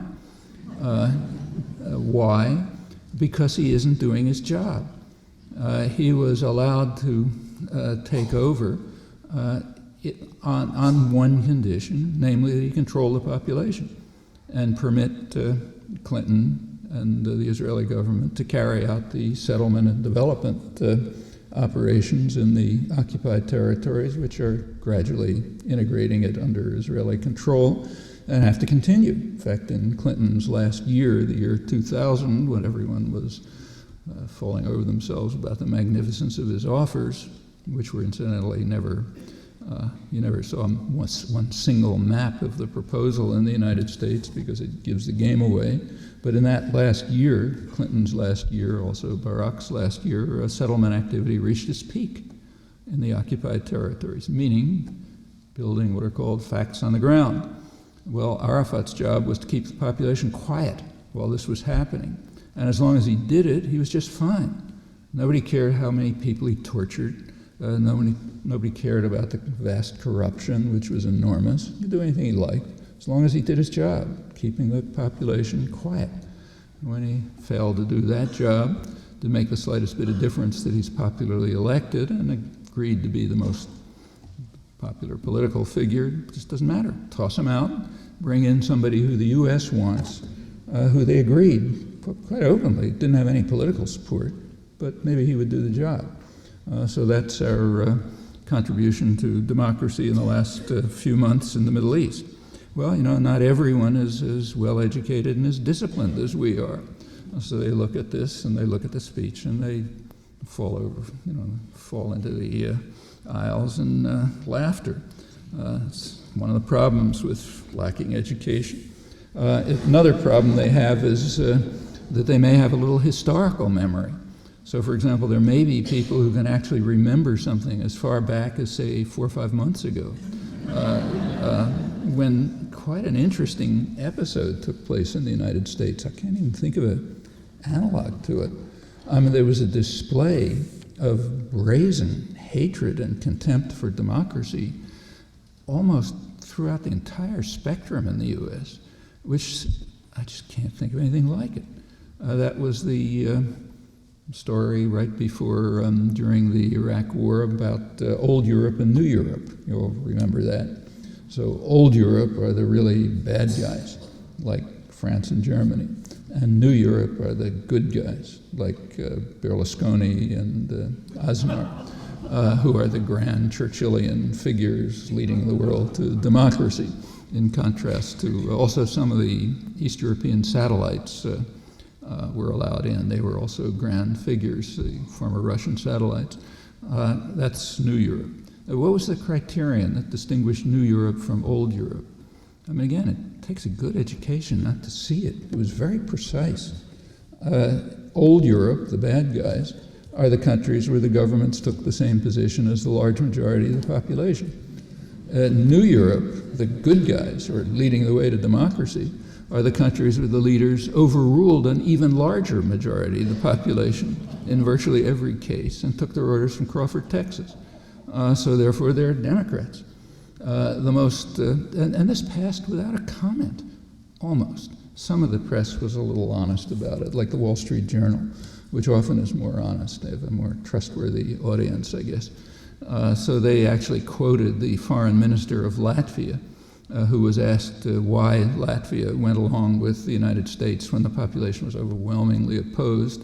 And he said, well, we know that you have to say yes, sir, and do what they tell us to do. They've had some experience with that.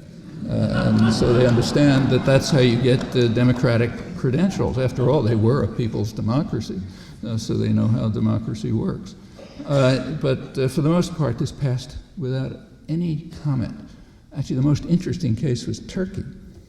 Turkey, about 95% of the population opposed involvement in the war. And to everyone's amazement, including mine, the Turkish government actually went along with 95% of the population. They were immediately denounced bitterly by Colin Powell, the administration moderate, who announced they were going to be punished by cutting back loans, and so on. Commentators all across the press condemned them for literally lacking democratic credentials. because they were not taking orders from Washington and doing what 95% of the population wanted without a flicker of embarrassment. The most extreme was Paul Wolfowitz. Paul Wolfowitz actually denounced the Turkish military for not intervening as they could to prevent the government from keeping to the will of 95% of the population. That's the visionary leading the way to democracy. Well, it's all there. All you have to do is put it together, and there are people who somehow notice those things. What about Wolfowitz's heart bleeding for the poor, suffering Muslims? And that must explain why he was one of the strongest supporters and advocates of General Suharto, first as ambassador under Reagan, and then continuing afterwards as late as 1997, just a couple of months before Suharto was overthrown by an internal revolt. Suharto ranks right along with Saddam Hussein. He's one of the worst mass murderers and torturers of the latter part of the 20th century. But he was doing his job. He was opening up his rich country to Western exploitation. So it didn't matter how many hundreds, thousands of people he killed or how many people were rotting away in jail for decades and being tortured and so on and so forth. Wolfowitz's heart was bleeding for the poor, suffering people by lauding the mass murderer and torturer. That's not the only part of his history. Maybe other people have memory that goes back a little further to the days when he was in Reagan's State Department with responsibility for Asia.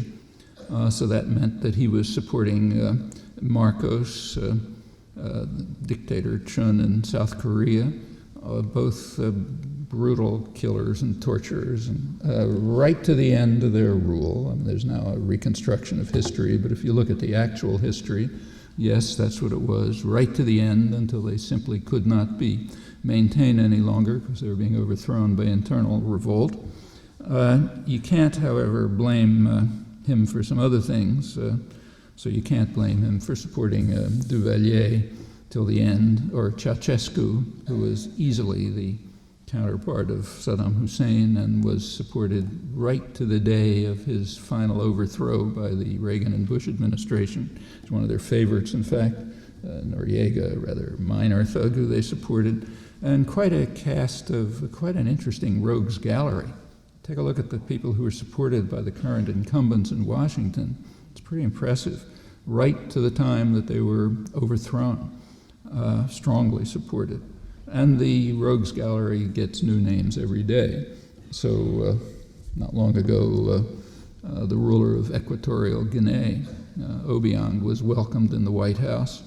Again, terrible torturer and killer, but sitting on a large pool of oil. So he was welcomed, and in fact actually had an election in which he won 97% of the vote. Another current favorite is Karimov in Uzbekistan, who's again properly compared with Saddam Hussein, gotten worse and worse since the US started supporting him.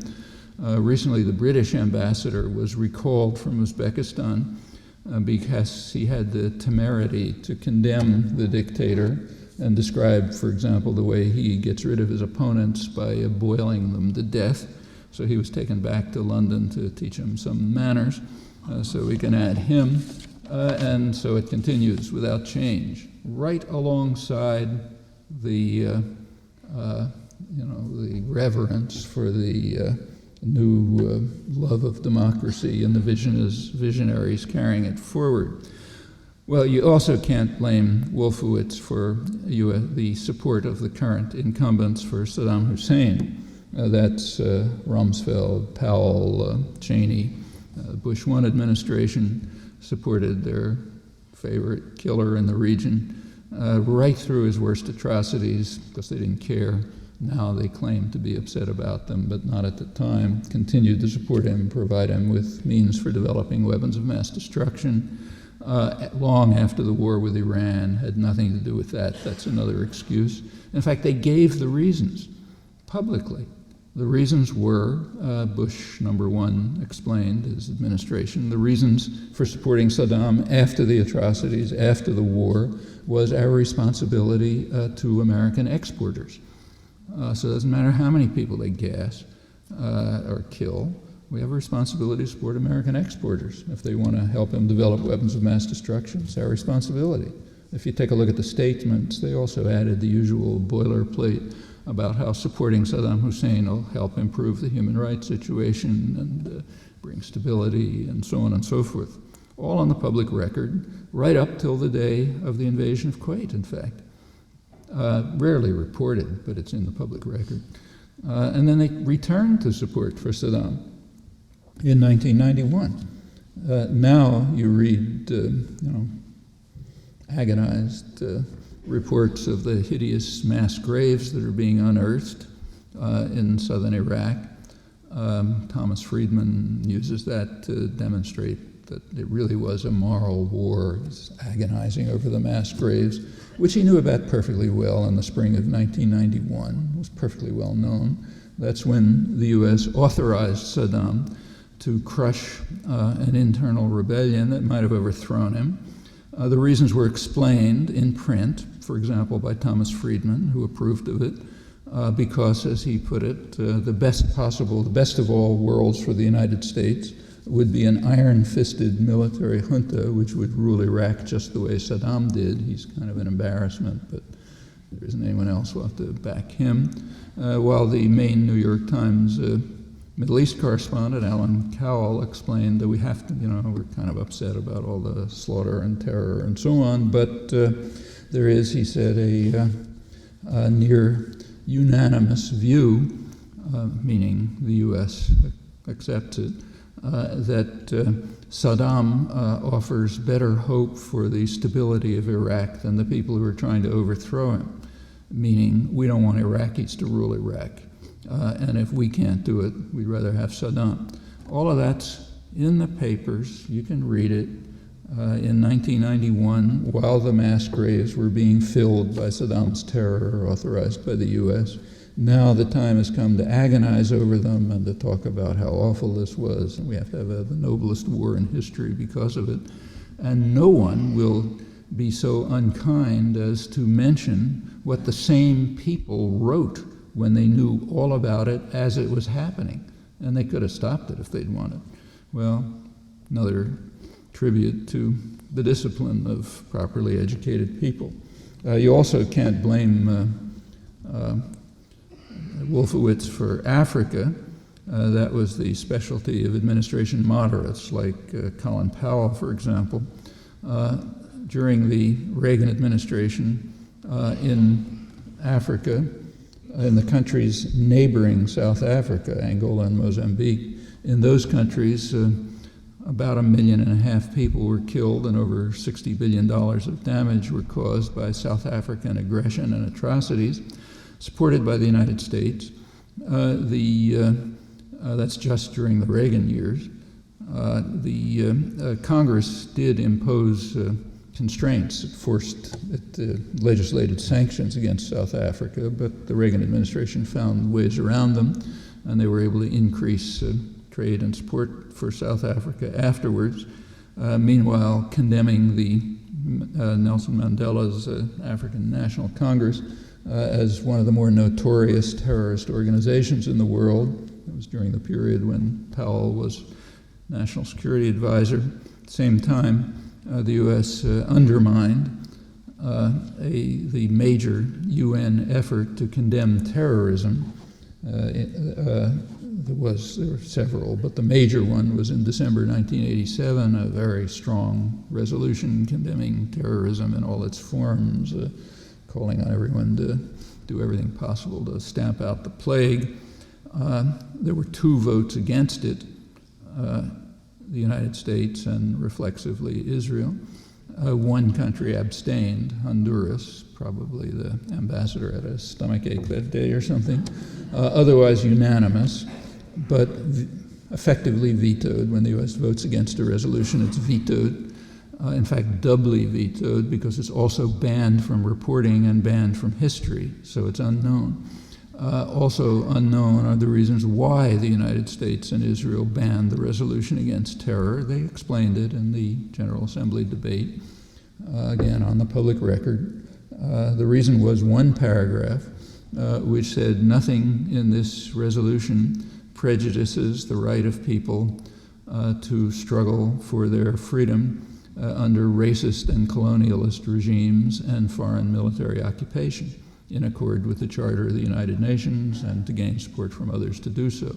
Well, the U.S. and Israel obviously couldn't support that paragraph because the phrase racist and colonialist regimes referred to the apartheid regime of South Africa, which they were supporting, and the foreign military occupation referred to the occupied territories, where you're not allowed to resist occupation because the U.S. supports it. Well, that's the major resolution on terrorism where during a decade where terrorism was the lead issue, top issue of the day, war on terror, plague of the modern age, return to barbarism, etc. But we can't talk about this any more than we can talk about any of the other things I mentioned, because it's the wrong story for the United States, not for the rest of the world. What about Latin America, which was supposed to be where the triumph of Reagan's yearning for democracy was taking place? Well, it was kind of the poll that I mentioned in Iraq, where 1% agreed with U.S. columnists and commentators that the U.S. entered Iraq to preserve democracy. That poll also had a more interesting answer, which shows some sophistication. In one of the questions in the poll, about half the population said the United States would support democracy in Iraq, but would control it. Okay. Well, that's sophisticated. That shows an understanding of history. It's not hard for Iraqis to have that understanding. They've had a century of experience with it. Since Iraq was created by the British, it was to be free and independent and had its own parliament and everything else, except that, as the British internal secret records described it, and Iraqis knew without bothering to read secret records, Iraq, like other countries in the region, was to be run by what the British called an Arab facade, which would carry out local administration and management, while the British effectively ruled from behind the scenes, behind one or another constitutional fiction, as they put it, like, say, democracy. And the locals would be allowed to, tow cars that are illegally parked, for example, and other such activities. But if they ever got out of line, British muscle would be there to make sure they get back into line. And that's the kind of democracy the Iraqis, for some odd reason, expect the United States to institute, partly because of their own history, but partly because they may, for example, know something about the history of Latin America, including during the Reagan era of yearning for democracy. Americans are uniquely unaware of what happened there. It's known in most of the world, not here. Actually, it is known here a little bit. So, for example, there's some important scholarly work on the Reagan yearning for democracy. The most important work on it, in fact, is done by a Latin American scholar, Thomas Carruthers, who wrote the main books and articles, who's interesting particularly because he's also an insider. He was working inside the Reagan State Department in their what they call democracy enhancement programs.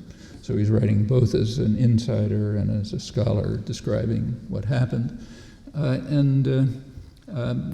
He says the policies were very sincere, as I'm sure they were, just as sincere as Stalin's policies of bringing democracy to Eastern Europe. Actually, we have good evidence that those were sincere because the released Russian archives that are coming out, which are mostly pretty boring, do have some interesting things, like the discovery that internally they talked the same way they did externally. So it meant they're probably sincere when they talked about the need to preserve democracy in Eastern Europe, to protect it against fascism and so on and so forth. Yeah, probably very sincere. And Carruthers is probably right to say that the yearning for democracy was sincere in the Reagan State Department. But he says it was a failure. And he also is honest enough to point out that it was a systematic failure in a very striking way. in the southern cone of Latin America, Brazil, Argentina, Chile, in the southern cone where the United States had least influence, there was progress toward democracy, which the Reagan administration opposed every step of the way, but finally had to accept because it was just taking place anyway. On the other hand, in the region nearer the United States, where the U.S. had more control, in fact almost total control, he said the progress was least. In fact, virtually none, because the U.S., as he puts it, would only tolerate top-down forms of democracy in which traditional elites who were linked to the United States would remain in power. In other words, you could have pretty much what the Iraqis expect. Formal democracy, that's good for public relations purposes, as long as you're guaranteed that they do what you tell them. And that's just what's happened in Iraq. Again, it doesn't take a genius to recognize that democracy is going to be given to Iraq under certain conditions. The occupying authorities have already imposed an economic plan which no sovereign country would ever accept. It opens up the country to complete takeover by foreign corporations, mainly U.S. corporations and banks. Some Iraqis will benefit, namely the local collaborators with the foreign owners. That's the way the imperial system has always worked. Plenty of people benefit in the poorest country you like in the world, Southern Africa, anywhere else. There's a rich sector which lives at an incredible level of luxury. Yeah, that's the traditional elites linked to foreign power. And yes, that'll happen in Iraq, but no independent development. It's all under foreign, mainly U.S. control. The economic plan that was imposed illegally, incidentally, it's in strict violation of the Geneva Conventions on Occupying Powers. That doesn't bother anyone either. That plan so far has left out the oil industry because that would just be too blatant. So it'll happen indirectly and slowly in other ways. They also announced at once, as soon as the democracy lecture was given, that the government of Iraq, the democratic government, would agree, and wouldn't have any choice about it, to what amounts to a status of forces agreement of the usual sort, guaranteeing the right of American military forces to stay there as long as they like, and to establish military bases there, permanent military bases, right at the heart of the oil-producing region. That's extremely significant. Carruthers' account of democracy in Latin America is accurate. The Iraqis understand it even without reading internal records of the British or academic studies in the United States, because it's their own history. And most of the people in the world understand it from just their own lives. It's only here where we're not allowed to understand it, much too dangerous. I should say that despite all this, there have been improvements. The changes in American society over the past 40 years, which are significant, reflect themselves in the way these matters are dealt with. So, for example, no American president today could possibly carry out the kinds of terrorist atrocities in, say, Cuba that Kennedy could carry out without anyone batting an eyelash. The country is just too civilized. And there's interesting examples, very striking examples, which ought to be on the front pages of the newspapers, but you can figure out even though they're not there. So take Brazil, the most important country in Latin America. They just carried out an achievement which is quite astonishing, and from which we ought to try to learn something if we're actually interested in democracy. They carried out an achievement in democracy which is unimaginable in the United States. The popular movements developed over the past 20 years under very harsh conditions. It's a brutal and repressive state, and they overcame not only harsh repression, but tremendous concentration of capital and of media, much beyond what we have, and elected their own president, who happens to be a very impressive figure. Nobody remotely like him in the U.S. political system or the West anywhere. And they did it. That's a democratic achievement, which we can't imagine. In the United States, most of the population is well aware that elections are bought. you don't have people who represent the public. But in Brazil, they can do it. Well, again, that's something, for one thing, that ought to make us feel humiliated, but also from which we could learn if anybody cared about democracy. It's 40 years ago, under Kennedy, Brazil also had a populist president, nowhere near Lula, nothing like it, and with nowhere near as much popular support, but he was kind of a mildly populist president.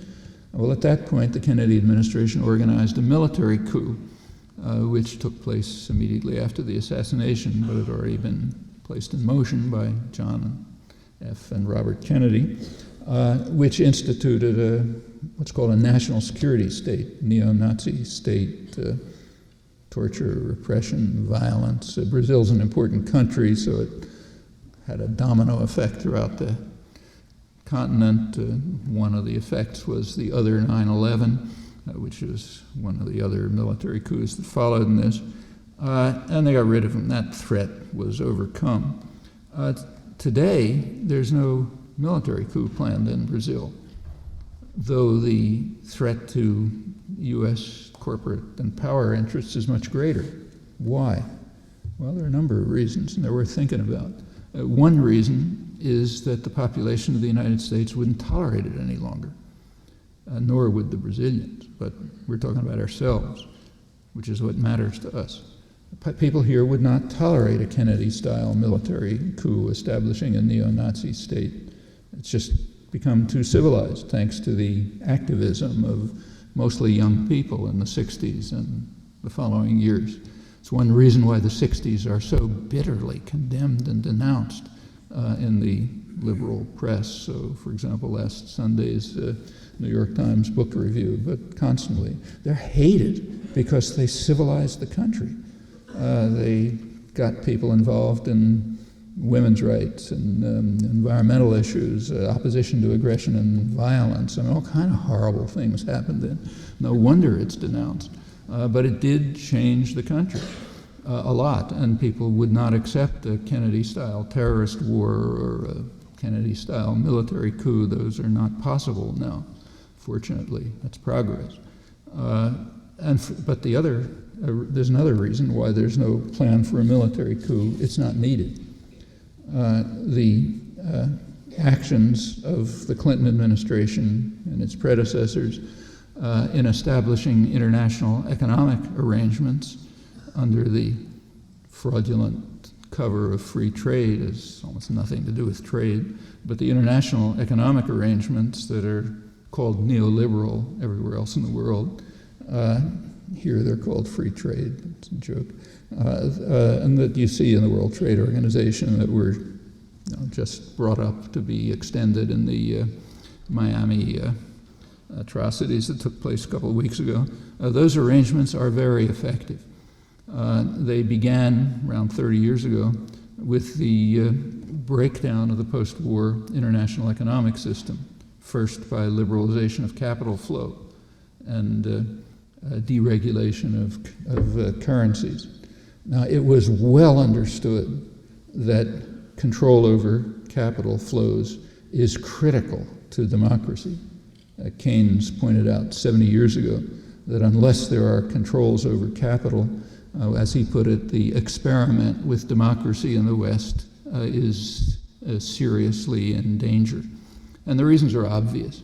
When you have free flow of capital, free speculation, that creates what international economists call a virtual senate of investors and lenders who carry out a moment-by-moment referendum on government policy. And if the government is doing something they don't like, for example, improving health care instead of improving conditions for investment, they simply destroy the economy and by attacking the currency, by capital flight and other means. So they have a stranglehold over countries, which is a terrific way of preventing democracy. In fact, those rules on capital controls and regulated currencies were instituted after the Second World War in order to permit what we call welfare states. Social democratic policies give some range for governments to carry out policies which had enormous popular support after the war. It's taken a long time to break that down. It's slowly being broken down by corporate capital concentration, but it's taken time. One of the methods is to free up capital flow, break down financial controls, but there are others. Every element of the neoliberal package of what they're selling in Miami is intended to undermine democracy very explicitly. So take, say, privatization. Is there any economic reason for privatization? Not that anybody's ever shown. But there is a very good political reason for privatization. It's true, and it's almost obvious by definition. If you privatize something, it's out of public control. It's out of the public arena. Okay? It's under the control of totalitarian institutions, unaccountable totalitarian institutions. That's what corporations are. Unaccountable totalitarian institutions with enormous power. Put something into their hands, it's out of the public arena. So that reduces the threat of democracy by definition. When it extends to what's called trade and services, mentioned before, things like water, then you're finished. Services means anything that any human being could be interested in, like water, for example, or health, or education, or roads, or name it. Anything that we care about is services. Trade and services is a euphemism. It means privatization of services. It means handing them over to totalitarian institutions that are unaccountable to the public. That's what trade and services means. As you push through trade and services, you narrow the public arena. You continue with this, you can end up with formal democracies.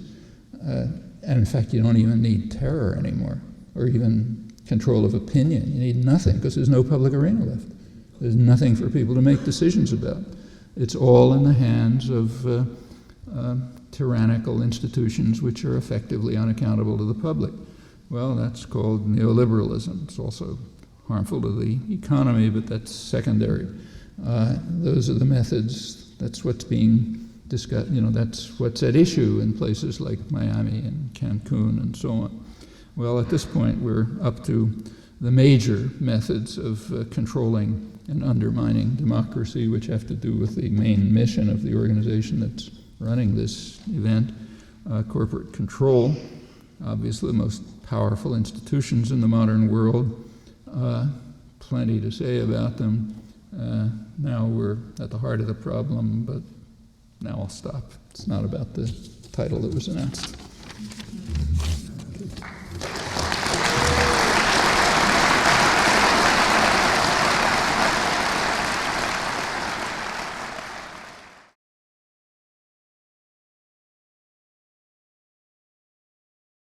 All right, well, thank you for seeing us today. And as you know, we want to talk really about ideas of anarchism and your thoughts on anarchism. And it's going to be a rather wandery chat, okay, but hopefully we'll get somewhere. Yeah, see, never know. All right. I think in the middle 90s, you, in an interview that you gave, you talked about one of the problems with anarchism was that maybe it was too negative. It criticised but didn't offer a positive. Well, I don't. If I said that, I shouldn't have, because I don't agree with it. Right. In fact, you can take a look at the shelf up there. Yes, I was. Yeah. I mean, there are anarchist studies which offer proposals for society in such meticulous detail that they go beyond anything plausible, in my view. Like Abad de Santillán is a famous case. Who, in 1936, I guess, wrote a critique of the anarchist revolution in Spain, and he was an Argentine anarchist who was in Spain, and he it's called After the Revolution or something like that, and he laid out a very detailed program for what a largely anarcho-syndicalist vision of Spanish society, or for that matter any society, ought to be like.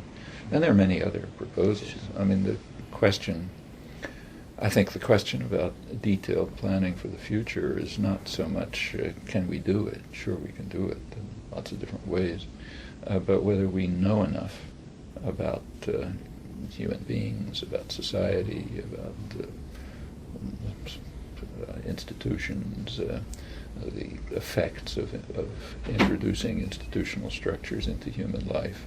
Do we know enough about that to be able to plan in any detail what a society should look like, or should it be an experimental, guided by certain general ideas about liberty and equality and authority and domination, and just let people explore different ways of working through this maze and see what comes natural to them, how much variety there should be.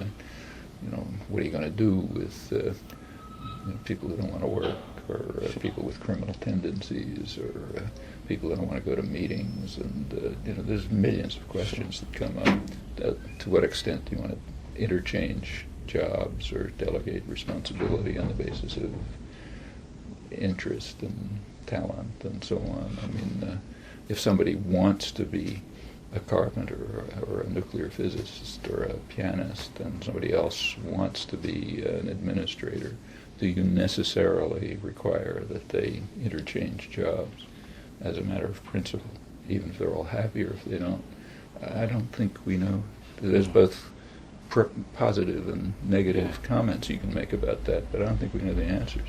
I was reading Isaac Puente, the Spanish libertarian communist theorist, who was arguing rather like that, and he was arguing that, if one becomes a teacher, one learns by experience, and if one becomes a doctor, one learns by experience. One isn't a doctor when one's 22. You learn, and maybe that's how anarchism ought to be seen. Well, at a very general level, I think we would all agree that people in the rough range of those who call themselves anarchists, which is pretty broad, there would be at least a general agreement that whatever social structures and arrangements are developed, they ought to maximize the possibilities for people to pursue their own creative potential. And you can't make a formula for that. No. People are too different, and they ought to be different, and the differences ought to be encouraged.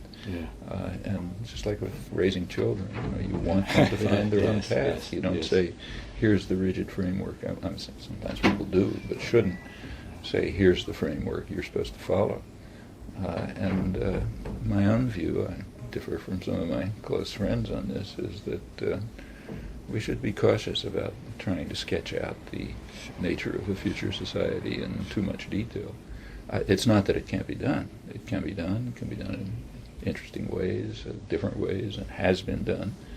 But I think the real question is, to what extent is it important to do it, and to what extent is it important to just try and experiment and chip away at existing structures and so on. Actually, another problem, which I think must be faced, is that at any particular point in human history, people have not understood what is oppression. Mm-hmm. It's something you learn. Mm-hmm. If I go back to my, say, parents and say my grandmother, she didn't think she was oppressed by being in a super patriarchal family where the father would walk down the street and not recognize his daughter when she came, because you're not supposed to, not because you didn't know who she was, because you don't nod to your daughter. Sure. That didn't feel like oppression. That just felt like the way life works. What psychic effects it had internally, that's a complicated question. But as anyone involved in any kind of activism knows, say the women's movement, one of the first tasks is to get people to understand that they're living under conditions of oppression and domination. Mm-hmm. It isn't obvious. No. And who knows what forms of oppression and domination we're just accepting without even noticing them. And at some further stage of self-enlightenment and communal understanding, we'll recognize those are things we have to deal with. And we can't plan for them if we don't know about them. Linked to that, then, Emma Goldman, as she grew older and feared for the fact that there may not be an immediate revolution, became very influenced by, I think, Gustav Landauer, who talked about that the state isn't just out there, it's inside us. that we have to become ourselves as free as we can be in capitalism. That in fact she was always worried that there may be a chance that people won't be ready for revolution, and that there is a way of developing the politics of the personal, so maybe more people could be ready to experience that life that's possible. That's quite true. I mean, people, in fact, there are, the people who understand this the best are those who are carrying out the control and domination. I mean, in the more free societies like the United States and England, where popular struggles have won a lot of freedom over the years, and the state has limited capacity to coerce, it's very striking that it's precisely in those societies that elite groups, the business world, state managers and so on, recognized early on that they're going to have to develop massive methods of control of attitude and opinion, because you can't control people by force anymore.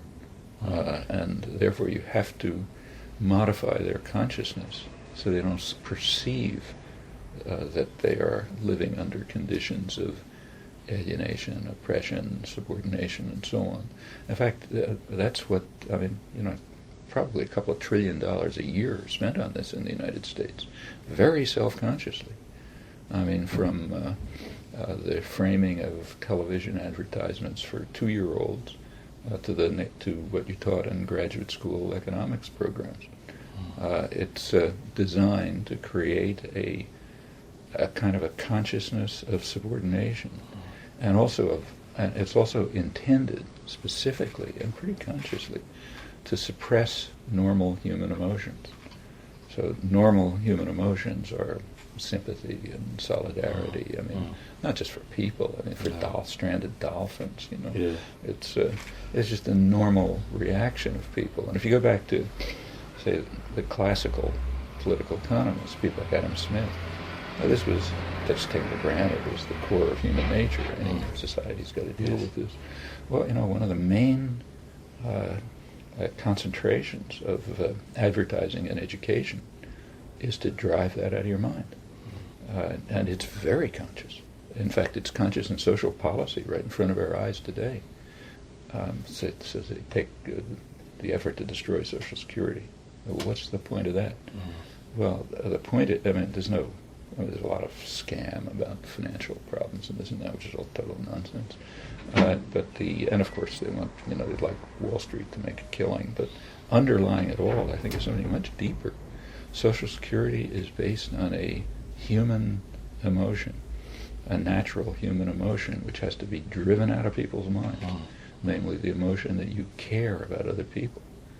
You care. It's a social response, a community responsibility to care whether a disabled widow across town has enough food to eat, or whether a kid across the street can, go to school or something. And you have to get that out of people's heads. You have to make them say, look, you're a personal, rational wealth maximizer. If that disabled widow didn't prepare for her own future, it's her problem, not your problem. It's not your fault that she doesn't have enough to eat, so why should you care? There is no such thing as society, as Margaret Thatcher said. Yeah, there's only you maximizing your own wealth and subordinating yourself to power and not thinking about anyone else. And that has an effect. You can see it in attitudes. Now, just get back to your point. The same is true of those who are trying to change society to more decent forms. Yes, you're going to have to deal with people's consciousness and awareness. And as I say, every organizer knows it. Take the women's movement was a striking example. It begins with consciousness-raising groups, where people talk to each other and bring out elements of their lives that they may not perceive very clearly. And it's true across the board, in educational institutions and factories, everywhere else. And it's very striking to see how this has worked over the years. If you go back to the early days of the Industrial Revolution, say like right around here, Lowell and Lawrence, the places where the textile mills were being created and so on, among the people who were drawn into the early factories, young women from the farms, Irish artisans from the slums and so on, there was an extremely radical consciousness. It was just natural. They didn't read Marx or anything like this. Never heard of European radicalism. Never heard of anarchism or anything else. It's just the natural assumption. It's in their. They had a very free press. Something that's been lost. But the free press of those days expressed, just took for granted that wage labor is pretty much like slavery, and that those who work in the mills ought to own them. Obviously, why do we need these bosses telling us what to do?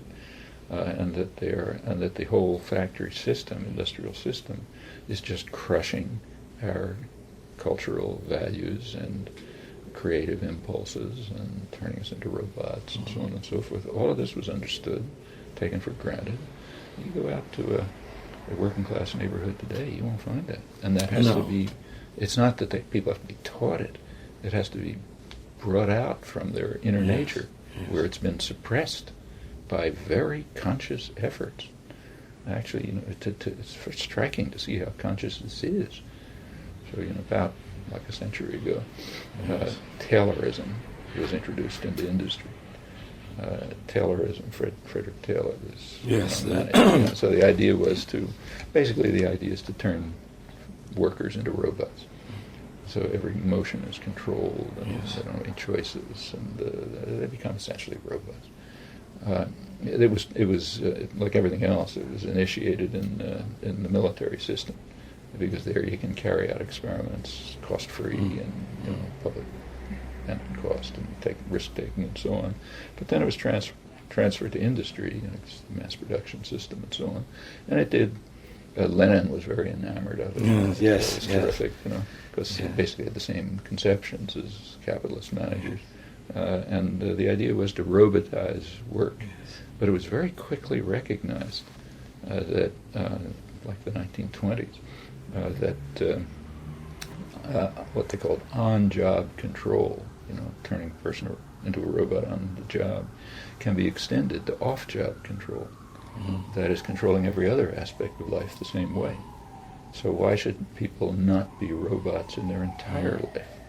And to be a robot means to focus your attention on what were called the superficial things of life, like fashionable consumption, not on care for one another, not on working together to create a decent environment, not for what will the world be like for your children. Just turn you into a passive consumer, an obedient a person who pushes buttons every couple of years and is taught that's democracy, follows orders, don't think, and identify your own value as a human being in the amount of useless consumption that you can carry out. And that's off-job control. And it runs through all the institutions. And it's a huge industry. Yes. And yes, to overcome off-job control and make people realize that, your value as a human being isn't how deep you can go in debt and how many credit cards you can max out to get commodities you don't want. That's not your value as a human being. It's something else. I mean, when you go to a mall and over the weekend and you see young kids who are in their spare time, young girls usually, their spare time, what's fun, is window shopping. Yes. I mean, that's, if they want to do it, you can't say don't do it. But what this tells you about how people's consciousness has been modified by off-job control is pretty frightening. Yes, yes. Linked to that as well, one of the things that I think is striking when you look at the history of anarchism is that at its most popular, it was almost an organic movement and answering community needs. The Jewish anarchists in New York in the 1890s, in Spain obviously, but Argentina, as you mentioned, France. Isn't community also being destroyed by things such as technology, where now there are more communities in cyberspace than maybe the type of community that you or I may have grown up? Myself, just a coal mining community where you knew everyone and everyone knew you, and yes, there were tensions, but you had that sense of relationships. Isn't that really going very quickly, and isn't technology helping that go? Well, in my view, technology is a pretty neutral instrument. Right. It could go in that direction, it could go in opposite directions. Right. I mean, technology could, in fact, be used to let the workforce in a factory run it without any managers, Sure. by providing people at the workbench with real-time information that would enable them to join with others in making sensible decisions. That's another use of technology. Sure, of course, that absolutely. technology doesn't get developed. No. And in fact, there are very interesting studies of how it does work. So one of the main studies was done by, some of the best was done by David Noble, who used to be here and a little too radical. Yeah. Doesn't here anymore. Yeah. But he did some terrific work on a lot of things. But one of the main topics he studied was what's called numerical processing. That is, computer-controlled machine tool production, that kind of thing. And that was, like everything else, developed in the military system, where you can do it at public cost. Right. But it was designed. There were a lot of different ways of designing it, he points out. So one way of designing it would have been to eliminate managerial levels and put decision-making into the hands of skilled mechanics. Who sort of knew what they're doing. They're usually the people who know more anyway than the guys in the offices upstairs. Yeah. And I'm sure it was true in the coal mine. Yeah, The yeah. guys who know how the coal mine works, the guys down there, Yeah, not the one who's sitting yeah, in an office yeah. in New York somewhere. But so put the decision-making into their hands, and the technology could have been designed for that. And studies were done showing that would even increase profits. But it was done the opposite way. It was done in such a way as to increase levels of management control, which is highly inefficient, to de-skill mechanics, and to turn them into robots who would just push the buttons. Yes. Well, that's a choice as to how to use technology. And it's a kind of class warfare. Mhm. But it has nothing to do with the inherent nature of technology. And I think the same is true here. Right. However, the point you make is an interesting one, and I don't know what's going to come of it, but it is true that there are virtual communities Yes. which are very real. I mean, Yeah. I would say that 95% of my close friends I've never seen. Yes. We just interact all the time on the internet. And, my age, I figure it's perfectly reasonable. But when I see my grandchildren do it, I don't like it much. I mean, I think they have to learn Yes. things about face-to-face communication. Well, just going, yes, because, I mean, my son does instant messaging, and he instant messages with people whom, when he's at school, he can hardly talk to. Yeah. But it provides a neutral framework. But I worry enormously because I'd rather he spoke and interacted. I agree with you. I don't know what kind of effect this is going to have on young kids growing up. Right. I mean, they live in an imaginary world. Yeah. And even interacting with people who are adopting false personalities. When kids Yeah, used to yeah, play Dungeons yeah. and Dragons, well, okay, Yeah, I wasn't, yeah. and I didn't love it, but I didn't see anything much wrong with it. On the other hand, when a lot of your life is in an imaginary world with characters who you have created themselves, and you don't have face-to-face human interactions with, that can have psychic effects, which I don't think we understand. Yeah. It could be pretty malevolent. Taking that a step forward, you know that there is a tendency, certainly in the last 10 years in anarchism, we call it primitivism, anarcho-primitivism, who suggests that capitalism is so rotten, the technology involved in capitalism is so rotten, that we just ought to just get rid of the whole thing. It's so destructive, so corroding, so horrible that it's just damaging people. Let's just get rid of it and step, back or forward, if in their eyes, to a more natural, organic world at one with nature. Is that possible? I mean, I sympathize with the people who say that, but I don't think they are realizing that what they're calling for is mass genocide of billions of people.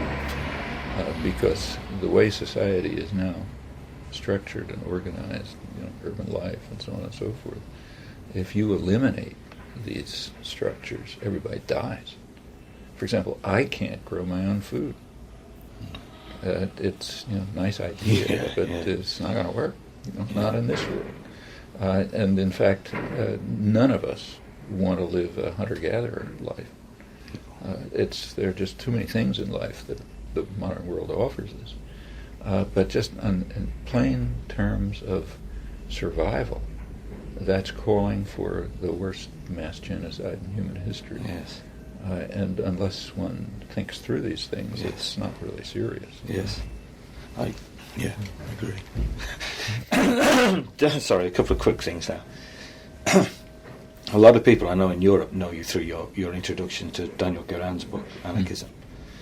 And it's like a while ago, AK Press put out his No Goes No Masters in English. It's right up Yeah, there. it's a great book. It's obvious that for Guérin, he was very keen to blend what I think he felt were the best aspects of anarchism and the best aspects of socialism into this libertarian, communist, libertarian socialism. Libertarian socialism is what he called it. Do you think that those two terms, libertarian socialism and anarchism, are synonymous, or do you think there are real differences? Well, I don't think you can really say, because the terms of political discourse aren't well defined. Sure. I mean, capitalism, trade, state, pick any one, they're pretty loose terms, which is okay. It doesn't make sense to try to define terms carefully when you don't have any explanatory theory to embed them in. But the fact is that we can't really answer the question. Anarchism covers too many things. Libertarian socialism covers too many things. But I sympathize with what he's trying to do. I think it's the right thing. I think if you look carefully, there are really close similarities and relationships among the anti-state, the more anti-statist, anti-vanguardist left elements of the socialist movement, the Marxist movement, in fact. Say people like Anton Pannekow and others. There's close similarities between them and some of the wings of the anarchist movement, like the anarcho-syndicalists. In fact, it's pretty hard to make much of a distinction between, say, Pannekow's workers' councils and anarcho-syndicalist conceptions of how to organize society. There are some differences, but they're the kind of differences that ought to exist when people are working together in comradely relationships. Sure. That's a sensible blend, sure, in my view. And I mean, the much sharper distinction is between all of these movements and the various forms of totalitarianism, like Bolshevism or corporate capitalism and so on. Yes. I mean, there you have a real break. Yes. Totalitarian structures on the one hand, free societies on the other. In fact, I think there are similarities between, significant ones, between libertarian socialism and anarchism, this blend, and even very mainstream thinkers like John Dewey. Yeah. Yes. There are striking similarities. Well, I know he was quite influenced by Stelton, the modern school, and he took a lot of those ideas and thought about the visitors. His basic view was that unless we eliminate what he called industrial feudalism and turn it into industrial democracy, which means pretty much workers' control, then the whole formal democratic system doesn't really mean very much. And he comes straight out of the mainstream American histories of Americans' apple pie. A couple of quick things. I know from reading you, you're very much impressed, I think, it would be good, by people like Pannekow and go to that left communist strand. I take it you don't see a danger of things like workers' councils or the work of Pannekow or Gore to lead into another form of totalitarianism. You think that breaks from that? No, I think there's plenty of danger. Right. But there's also danger that participatory economics could lead to totalitarianism. I mean, every one of us has been in movement meetings, and we all know the dynamics. If you're whatever you're working on, putting a traffic light on the corner, or organizing resistance against the Vietnam War, whatever it may be, there's a meeting of people, and we differ in our levels of tolerance for boring activities. I mean, some people just drop off pretty fast, like me, for example. I just can't tolerate too much of it. Other people are really committed to basically controlling it. And there is a natural dynamic in which the most free, cooperative, libertarian structure can turn into an authoritarian one, just by virtue of who's going to stick around and, take enough control and finally make the decisions, and everybody wants to go do something else, and so on and so forth. But those are always dangerous. The last person standing. And you'll never overcome them. We're all perfectly familiar with it from groups of friends, affinity groups working on something or other. Yes. So yes, those are always problems to deal with, and you can't. There's no magic formula for preventing that from happening. Okay, and linked to that, I guess, is what you feel about the role of class and change in anarchism. It's no doubt that certainly I think in America there is a tendency in anarchism, in new anarchist thought, to see classes belonging to the past. It really isn't the most relevant foci, loci of change anymore. How many of those people have worked in your coal mining community, let's say, or on a factory floor, or as data processors in industry? I mean, if those are your jobs, you don't have any problem with class. Right. You know who gives the bosses and who gives the orders and who takes them, and you know why.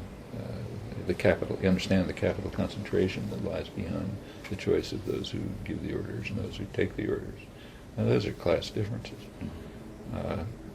Often some other domain you can say, I don't see them, but enter into the real life of people who live and work in society, and I don't think they have much problem discerning class differences and their significance. There's a huge difference between giving orders and taking. Yeah. Yes. And even if it's true that the people who are giving orders are taking them from somewhere else, but that's the nature of totalitarian systems. I mean, it's not the top guy gives the orders to the bottom guy. There's levels of transmission through which orders are taken and given, managerial supervision and decision-making of various kinds, and that creates a whole variety of fundamental class differences. And there are plenty of people who just take the orders, or else starve. Yeah, choice. Sure. And in fact, we see class issues arising all the time. I mean, take, say, real concrete issues. Like one of the very concrete issues right now is what's called outsourcing. Mm-hmm. What attitude should people take toward outsourcing? And they're conflicting values. I mean, first of all, outsourcing is a very misleading term. Outsourcing is internal to totalitarian institutions. I mean, if GM outsources, that means they are transferring jobs to a company, a firm under their control, which is able to escape labor laws, environmental constraints, and so on, and to give them cheap inputs for the next stage of manufacturing. But that's all internal to command economies. So outsourcing is, it's kind of like a pretense. It has something to do with the free market, or nothing. It doesn't. It has to do with internal workings of command economies. All right, what should our attitude be towards it? I mean, if people here are losing their jobs because you can get a worker at 10% of the cost in, say, India or China, should we be for it or against it? Well, there's arguments both ways. And I think all the arguments are highly misleading because they're accepting a framework that we shouldn't accept. I mean, if you accept the framework that says totalitarian command economies have the right to make these decisions, and the wage levels and working conditions are fixed facts, and then we have to make choices within those assumptions. Well, then you can make an argument that poor people here ought to lose their jobs to even poorer people somewhere else, because that increases, economic pie, and you go through the usual story. But why take those assumptions? Yeah. I mean, there's other ways of dealing with the problem. For example, rich people here, like people like me, for example, who are on the top few percent of the income ladder, we could cut back our luxurious lifestyles, pay proper taxes, all sorts of things, and I'm not even talking about Bill Gates. I mean, just people who are reasonably privileged. Instead of imposing the burden on the poor here, and say, well, you poor people have to give up your jobs because even poorer people need them over there. We could say, okay, we rich people will give up some small part of our ludicrous luxury and use it to raise living standards and working conditions elsewhere, and to let them have enough capital to develop their own, economy by their own means, and then the issue won't arise. But it's much more convenient to say poor people here ought to pay the burden under the framework of command economy totalitarianism. That's the easy way. But if you think it through, it's certainly not the only way. No, it's not. No. And almost every social issue you think about, real one, live one, the ones right on the table, Sure. Has these properties. Right. We don't have to accept and shouldn't accept the framework of domination of thought and attitude that allows only certain choices to be made. And those choices almost invariably come down to how to put the burden on the poor. Yes. That's class warfare. Yes. You don't want to call it class, don't use the word, but it's class Yes. warfare, Yes. even by real nice people like us who think that it's good to help poor workers in Yeah. China. Yeah. But within a framework of class warfare which preserves our own privilege and transfers the cost to the poor here. And these are Critical. again Critical. matters of raising consciousness among very decent people, Yeah. our friends. Aye. Here's a more grim question, I guess. Voltaire de Cleyre, in the 1900s, in an essay, talks about the hope she has of a peaceful change into a better world, and talks about then the masters who are creating such a system that they're going to reap a horrible whirlwind. Now, are we still in a situation where a peaceful transition to a freer, better world is possible for us? Or can we not say, or is it unlikely as the years go on? Actually, nobody knows. Right. But my own subjective judgment, low credibility subjective judgment, is that the opportunities for peaceful change are considerably greater now than they have been in the past. Right. And the reason for that is that the repressive apparatus of state and corporate power has been reduced. You can't break up strikes with Pinkerton guards anymore.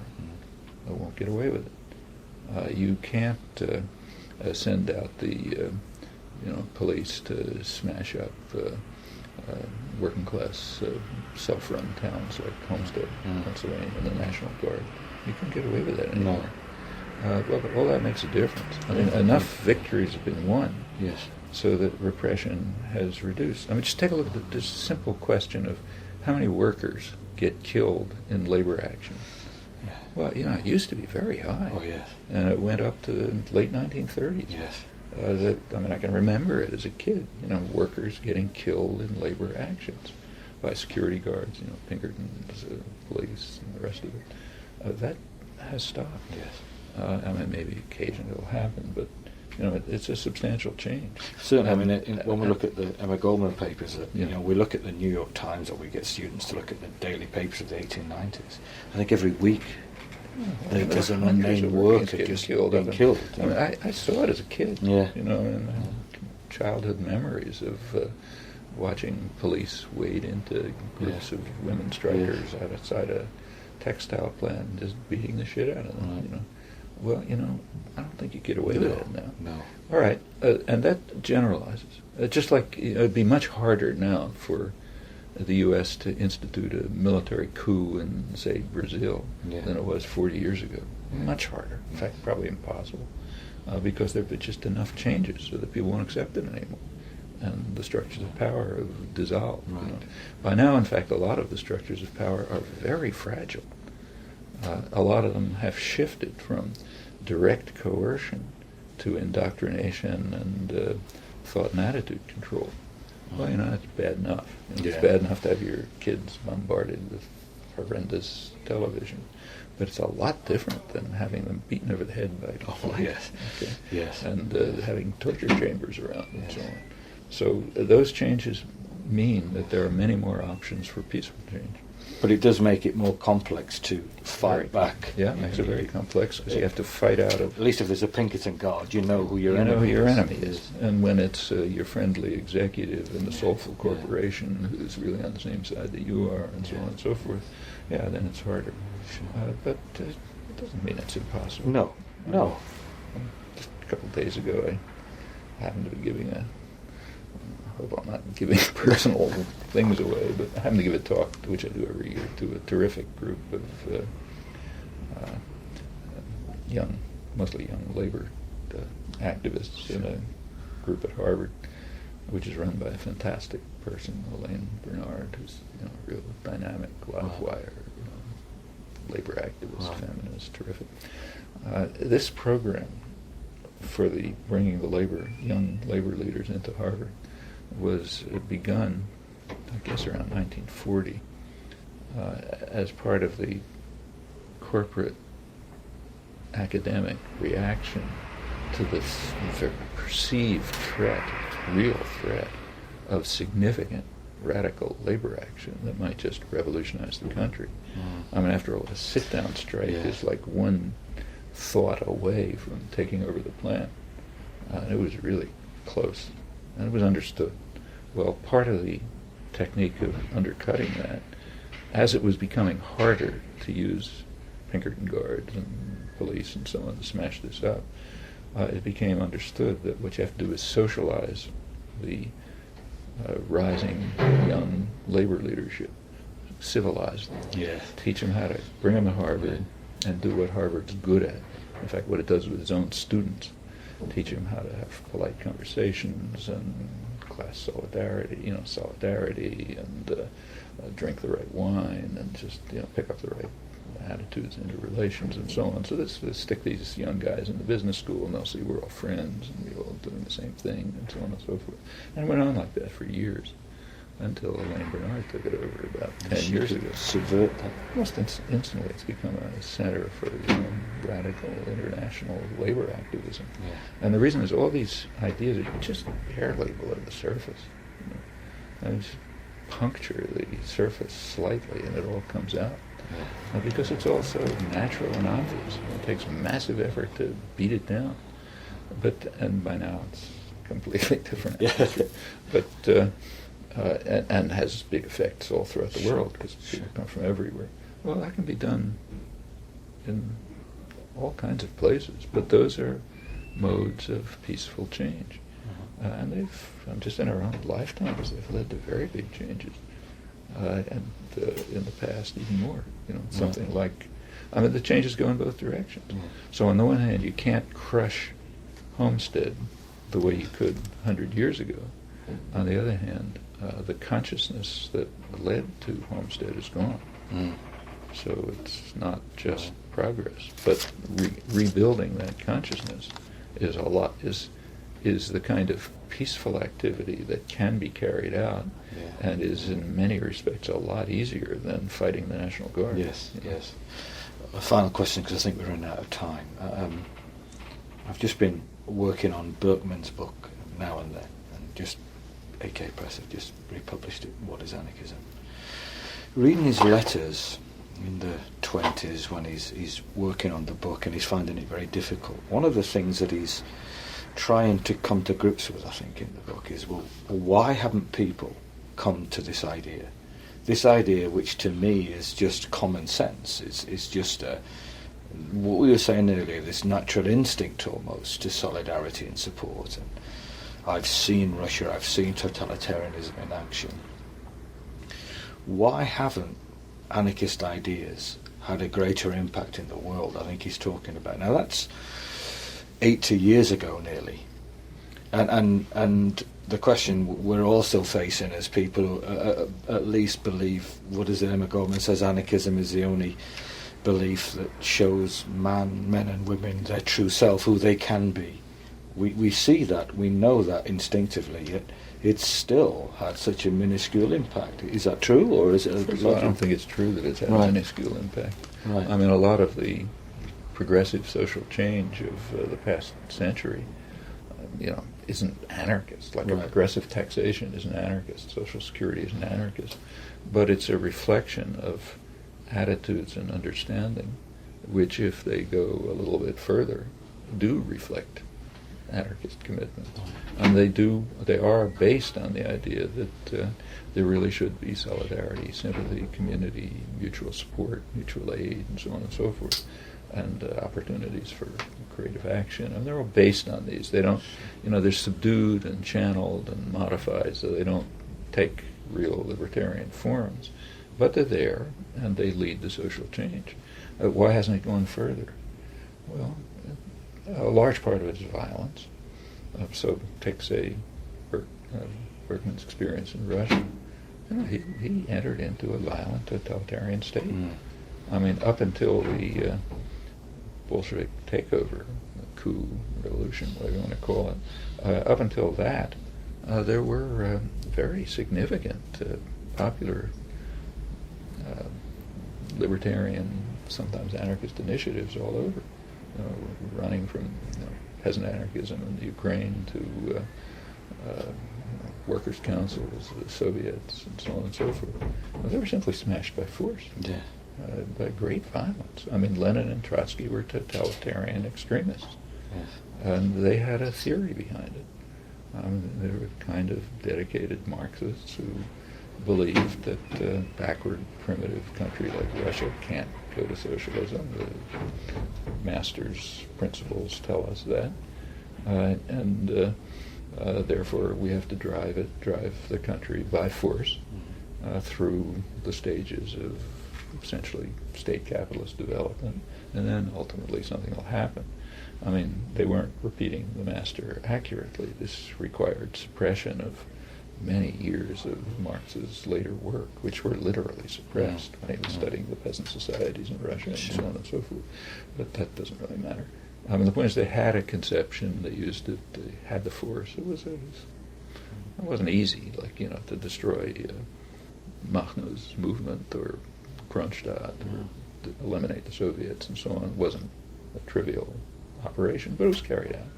And Berkman saw it, and he saw a vicious totalitarian society arising very much the way anarchists had predicted. Yes. I mean, Bakunin spelled it all out. Yes. In fact, even Trotsky in his early Yes. work before he joined it said what was going to happen, as did Rosa Luxemburg and others.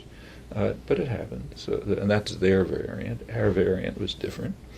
Berkman was writing right after Wilson's Red Scare, which made the Patriot Act look like a Tea Party. It was a violent repression run by the progressives, Woodrow Wilson and others, and not just affecting, anarchists, not just Emma Goldman, who was kicked out, but even people pretty much in the mainstream, like Eugene Debs, leading labor figure. Wilson was completely vindictive. Tossed him into jail because he raised some questions about the nobility of Wilson's war and refused even to grant him an amnesty when everyone else was granted an amnesty. This was real vindictive. And it really crushed independent thought, crushed labor, had a big effect. So it was violence. Alongside the violence, there is the rise of massive propaganda. That's the rise of the public relations industry to try to control attitudes and beliefs. But quite apart from that, there's something quite simple. I mean, there are disciplinary effects to the way life is organized. Take, say, students today. Students today have are more, in some ways, in a lot of ways they're freer than they were 60 years ago, their attitudes and commitments and so on. On the other hand, they're more disciplined. Yes. They're disciplined by debt. Yes. Part of the reason for arranging education so you come out with a heavy debt is so you're disciplined. Or let's take the last 20 years, the neoliberal years roughly, what's called globalization, but neoliberalism. A lot of it is, a very striking part of it is just aimed at discipline. It wants to eliminate freedom of choice and impose discipline. How do you do it?